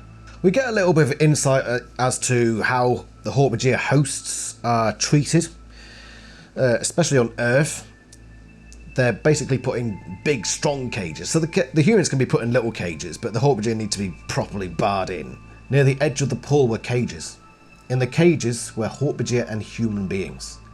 The captive Hork-Bajir were kept in separate, stronger cages. They paced and howled and slashed at the air with their bladed arms. And there's one thing that I believe, it wasn't actually retconned in the reissue, but I believe it probably should have been retconned. It's the voluntary controllers section of Book 1, The Invasion, and it includes the Hork-Bajir. But there was another area we could only now see.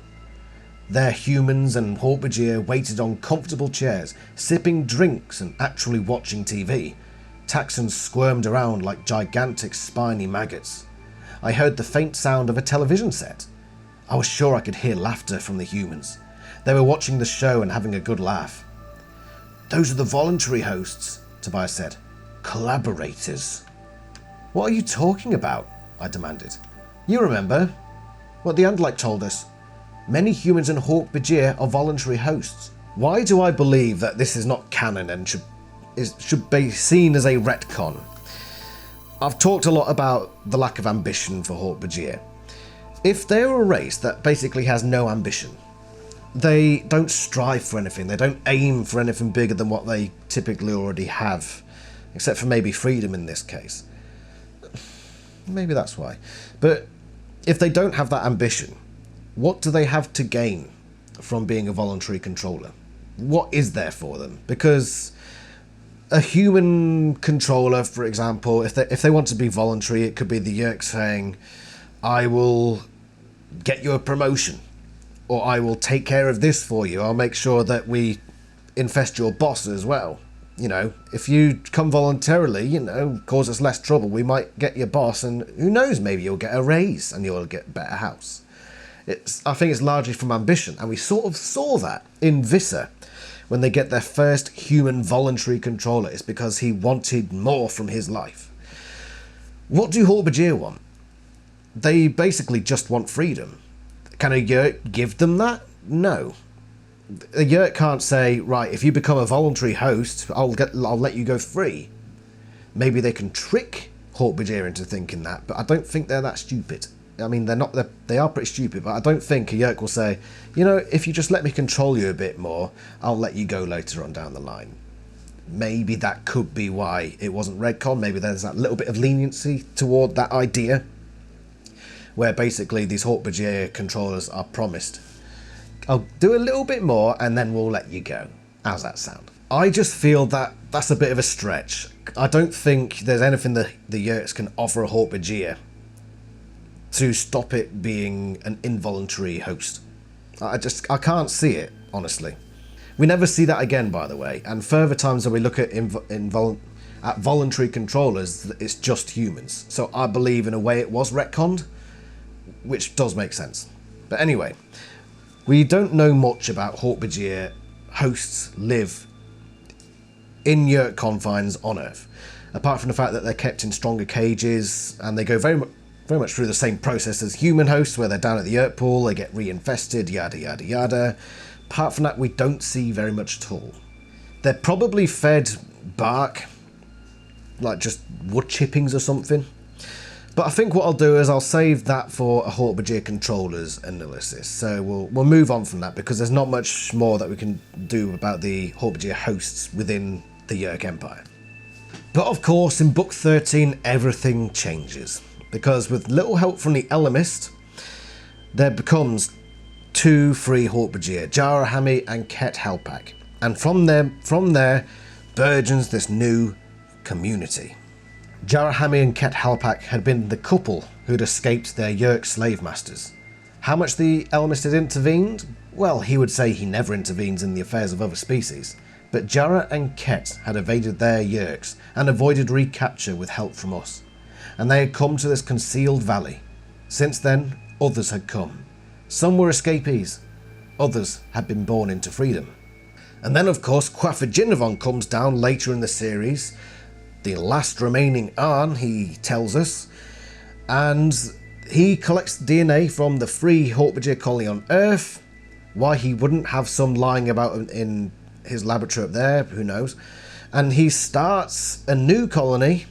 He restarts the Hork-Bajir army on the Hork-Bajir home planet. My plan is to collect samples of the DNA of the free Hork-Bajir, with their permission, he added quickly. I would then use the DNA to create a new colony on my home planet. This is the resurgence of the Hork-Bajir. But of course, that comes into different analyses going into the future. We're just looking at the Hork-Bajir race. What can we say are the consequences of the Yeerk War on the Hork-Bajir people? What changed about the Hork-Bajir as a consequence of the Yeerk War? Let's look at some examples. I rose up, pushed his head back, and kicked into his stomach with my foot. The claws opened him up.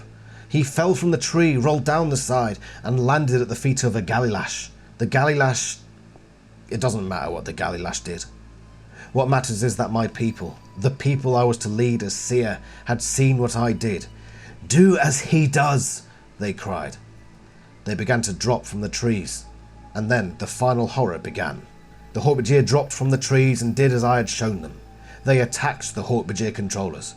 The first battle in all the history of our people. The first time any Hork-Bajir had killed another. The 2 nearest Hork-Bajir snapped around and took off after us. Gathrash here! Gathrash fit! Enemy! Get! Even in my panic it surprised me. They were talking some mix of their own alien language and ours. Gathrash fit naha! I get! I kill! As the council knows, the problem with the Hork-Bajir was that there simply weren't enough of them. The Andalites, those moral paragons, had exterminated most of the Hork-Bajir race, rather than let it fall into our hands. We had thousands of Hork-Bajir. We needed millions of hosts. So what's changed? In summary, they've experienced violence for the first time, and it's now ingrained in them. However, the free Hork-Bajir colony and them after the war, they almost retained their peacefulness. They had this experience of violence, and they would have kept hold of those stories, and they would have that in their toolkit. But they went back to, from what you can see, a peaceful way of life. So thankfully, they weren't like the Yeerks. They didn't experience this thing and take hold and say, right, we want to do all that now. They sort of just let it go again. Not totally, but to a degree. They are now multilingual. We've covered that before. So they've learned all sorts of different words, new languages, which can only be seen as quite beneficial, especially as they now live, at least for now, on another planet. But one of the major things is the depletion of the population. I spoke earlier about how the population control was probably programmed into the Hork-Bajir. So there was never really a big fluctuation, which means that if you took away a big number of them and you're left with a small amount, it's probably going to stay at that small amount. So they're probably not going to have this big population burgeoning thing. What they'll probably do is rescue the occasional Hork-Bajir, bring them out, and that's the only way the free Hork-Bajir are going to expand their population, is by rescuing more Hork-Bajir down the line. So yeah, numbers are probably heavily reduced after the Yeerk War, and they probably would stay like that, not going up, not going down. They would just persist as they were.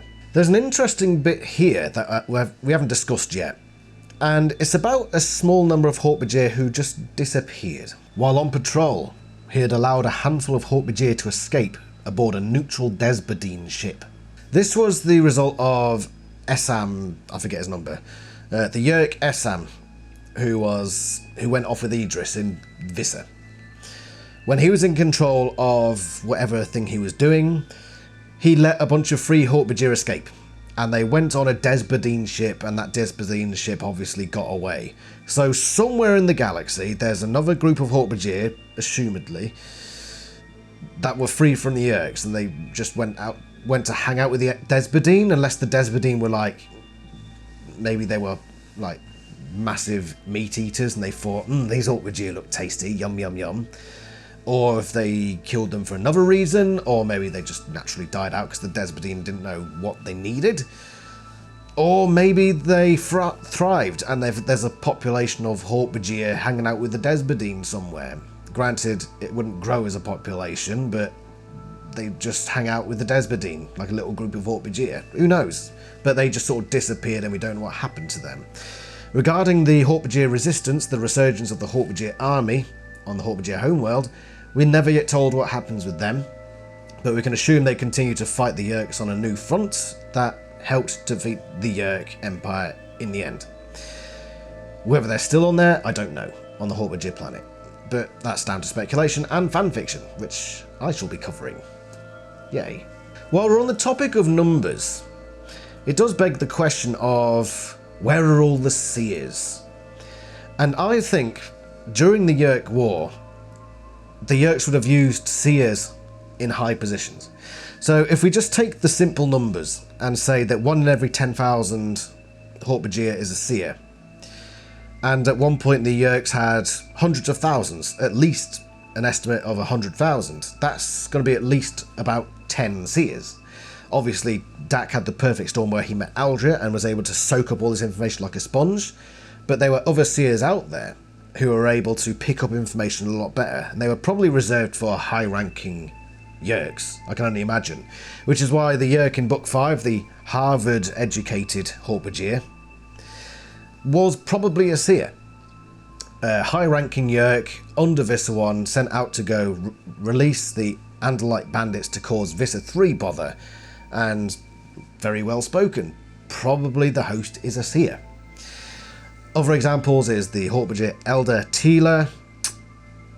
I can't remember any of others off the top of my head, but there's probably a few around, and maybe Garoth as well, the member of the Council of 13. Perhaps his Hork-Bajir was a Seer as well.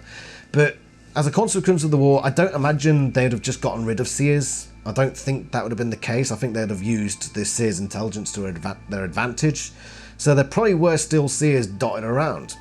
And maybe some of them would eventually join the Free Hork-Bajir colony, but just take a backseat to Toby, who's already the de facto leader of the group. But let's now look at the final chapter. And that is what happens to the Hork-Bajir after all is said and done. After the war is over, what happens to the Hork-Bajir? Rachel's mum they weren't so smitten with. Still, she had her own group of big bladed folks. They decided her legal expertise was the answer to their self-governing dilemma. They needed a constitution, and they wanted her to draft it. They'd set up an office on the picnic table in the centre of camp. I know this quote doesn't appear after the war has ended, it's actually during the war, but I think it's an example of what the Hork-Bajir were looking to do once the war had finished. They'd heard about all this governance stuff, and they thought that's what they needed then, because they probably lived in a Yeerk hierarchy for so long that it's just now ingrained in them that they need this level of hierarchy. They're just used to it by now. So they are looking a bit more political than the Hork-Bajir of old. And that's why I believe eventually they get Toby Hammy to be governor of the Free Hork-Bajir. They moved to Yellowstone, according to the books. Cassie was 17, like me, and she was meeting with the president and spending most of her time with the Free Hork-Bajir. They had been given Yellowstone as a habitat. They lived on bark and cared for the trees, and the tourists loved it. Yellowstone was so mobbed with tourists wanting to see Hork-Bajir swinging from the redwoods or whatever that there was a 1.5 year waiting list to get in.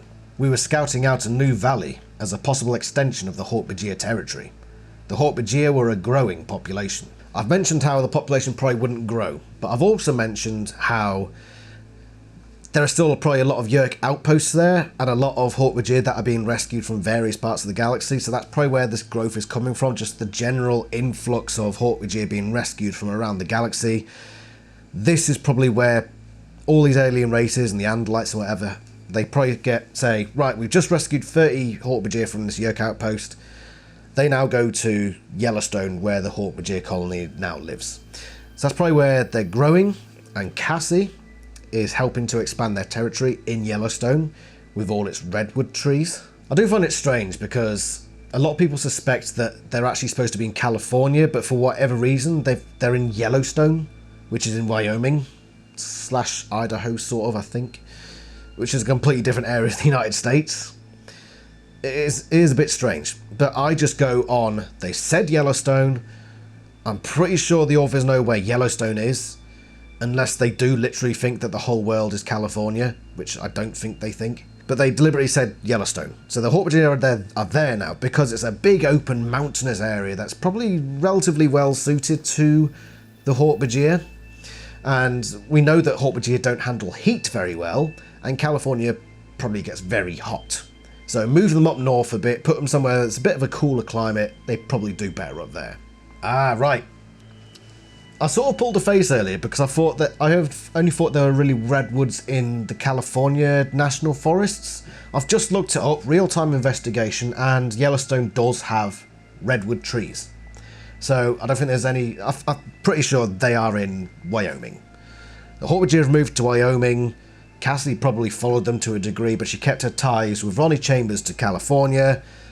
There's that. Unfortunately for the Hork-Bajir, and this is something that Toby feared from all the way back in Book 23, humans are not the most accepting bunch. I'm sorry to say that our species isn't very good at tolerance. And it's just true. And it's a shame. And I try not to be intolerant. And I'm sure most other people do as well, but there's just part of our human nature is not very tolerant. And this plays out as terrorism, basically, toward the Hork-Bajir. Terrorism had grown as a problem. Many of the worst were religious cults, convinced that the presence of alien species on Earth was delaying a hoped-for Armageddon. Some were anti-government paranoids, who had convinced themselves that the Andalites were taking over Earth. Others were sort of latter-day racists, who simply needed someone to hate and focused on the Hork-Bajir. Then there were the ecology extremists, who just hated anything new and technological. Terrorists had begun to attack Andalite tourists and free Hork-Bajir, and the Andalites had agreed to make a single morphing cube available, on condition that it remained in Andalite custody and could be used only for anti-terror forces. So there are groups out there that don't like the Hork-Bajir and the Andalites too, and probably go around, trying to stab them or whatnot, and probably not doing very well because we know how sturdy Hork-Bajir are, unless they've got guns and whatever have you. But there are probably things in place, at least after a while, that stops that from happening. But yeah, there are issues with terrorism and what the book calls latter-day racists, whatever that means. But this is contradicted from earlier in the series, where Cassie criticises David in book 21 for saying that birds can be racist to each other, saying, you can't be racist if it's a different species. Of course, we've changed our minds on that now. But whatever the case, whatever inconsistencies are abound, there's still the problem of hatred towards the Hork-Bajir from small groups, which is the best thing about this. It's only small groups, but that's always the way, isn't it? It's always a loud minority. So the Hork-Bajir finally find peace and freedom. And to top it all off, they do have a say in what's going on around them, because Toby Hammy becomes a representative. "Tobias, I have done something you may disapprove of," Toby said. She was always ridiculously deferential when addressing me.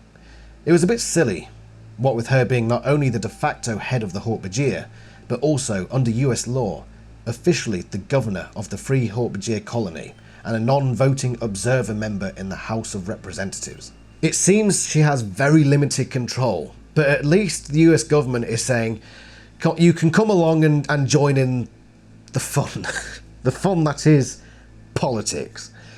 I'm sure she absolutely hates it, and having read Earth Diary of Toby Hammy, she pretty much does, but at least she's there and she hears what the conversations are about, and she could be there as a representative for her people. So well done, United States. You've given the Hork-Bajir a place to live and to some extent allowed them to have their own voice. That's pretty good going. But that's it. Anything after that is basically fan fiction. Long story short, the Hork-Bajir for 12,000 years were a very, very peaceful race. They didn't even attack each other like once. The Yeerks came along and changed all that, enslaved the Hork-Bajir, introduced them to violence and death and horror. But in the end, good triumphed, and though they were dramatically reduced in numbers, the peaceful Hork-Bajir returned to their peaceful life, albeit on a completely different planet.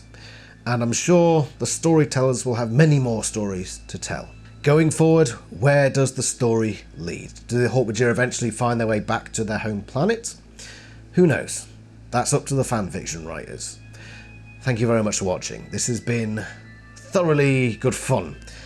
Long and tiring. It's been I'm not sure if you noticed, but I did change my shirt because I had to I ran out of time yesterday, so I've had to film this over 2 days. It's a long video and it's split up into chapters, so feel free to bounce around the video. I should have said this at the start of the video before you watched about 4 hours worth of content, but you know, feel free to bounce around. And this is one of my favourite races of the Animal series, and probably because it is the most in-depth we get of an alien species in Animorphs. You know, everyone knows about humans because we are humans. The second most descript race is probably the Hork-Bajir. You could say the Andalites or the Yeerks, but the Yeerks are just slugs and we don't get much about their daily lives. And the Andalites, we never even visit their home planet. For a race that's probably the most important aside from the Yeerks, we barely see them. The Hork-Bajir, however, we see an awful lot of, and so I consider them one of the most integral parts of this series, and hence why there's all this information and such a long AniLysis video. But I think it's been great fun. I hope you've learned a thing or two. I hope you go away with perhaps some ideas for if you're an artist or if you're a writer, to go do something with that. I hope this video has been helpful, because that's what it's all about. It's providing you a comprehensive look at the Hork-Bajir as a race. There will be further AniLysis videos, so for example, we'll do a separate Hork-Bajir AniLysis on Hork-Bajir controllers, on the Hork-Bajir army, the free colony, individual Hork-Bajir, the Hork-Bajir planet, tribe trees, speaking trees. We're all going to cover all that in separate videos. Speaking of which, what's going to be AniLysis number 72? Let's spin the wheel.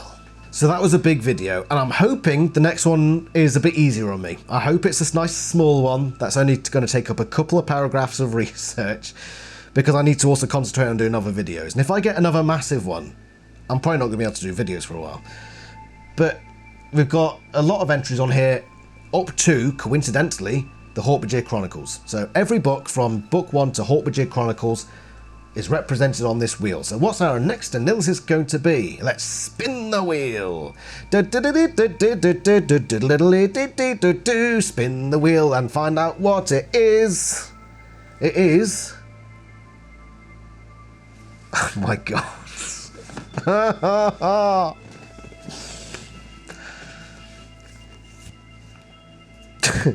It's Tom Berenson. I'm not going to get any other videos done, am I? Oh my god, I've got Tom next. That's going to be another massive one, isn't it? Right, in that case, we're probably not going to see another AniLysis until for a few weeks, because this is going to be another big research one, isn't it? So, well, I spun the wheel, so I've got to do as the wheel demands.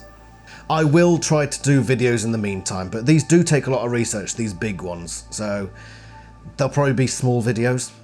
You know, when we get a string of really minor, I mean, what, let's try it again. What would it have been? What could be next? What are you gonna give me? The small steel cylinder. That would have been like a 10-minute video, and I would have been able to do videos on other topics and all that sort of stuff, and I'd be able to get back on track with producing like 5 or 6 videos in advance for the members of the channel. But alas, I'm doing Tom. Freaking Tom. I better get to work. So thank you very much for watching, and I hope you've enjoyed it. Stay tuned for the next one, which is going to be another doozy. And I shall see you somewhere else in the AniLysis universe. Cheerio.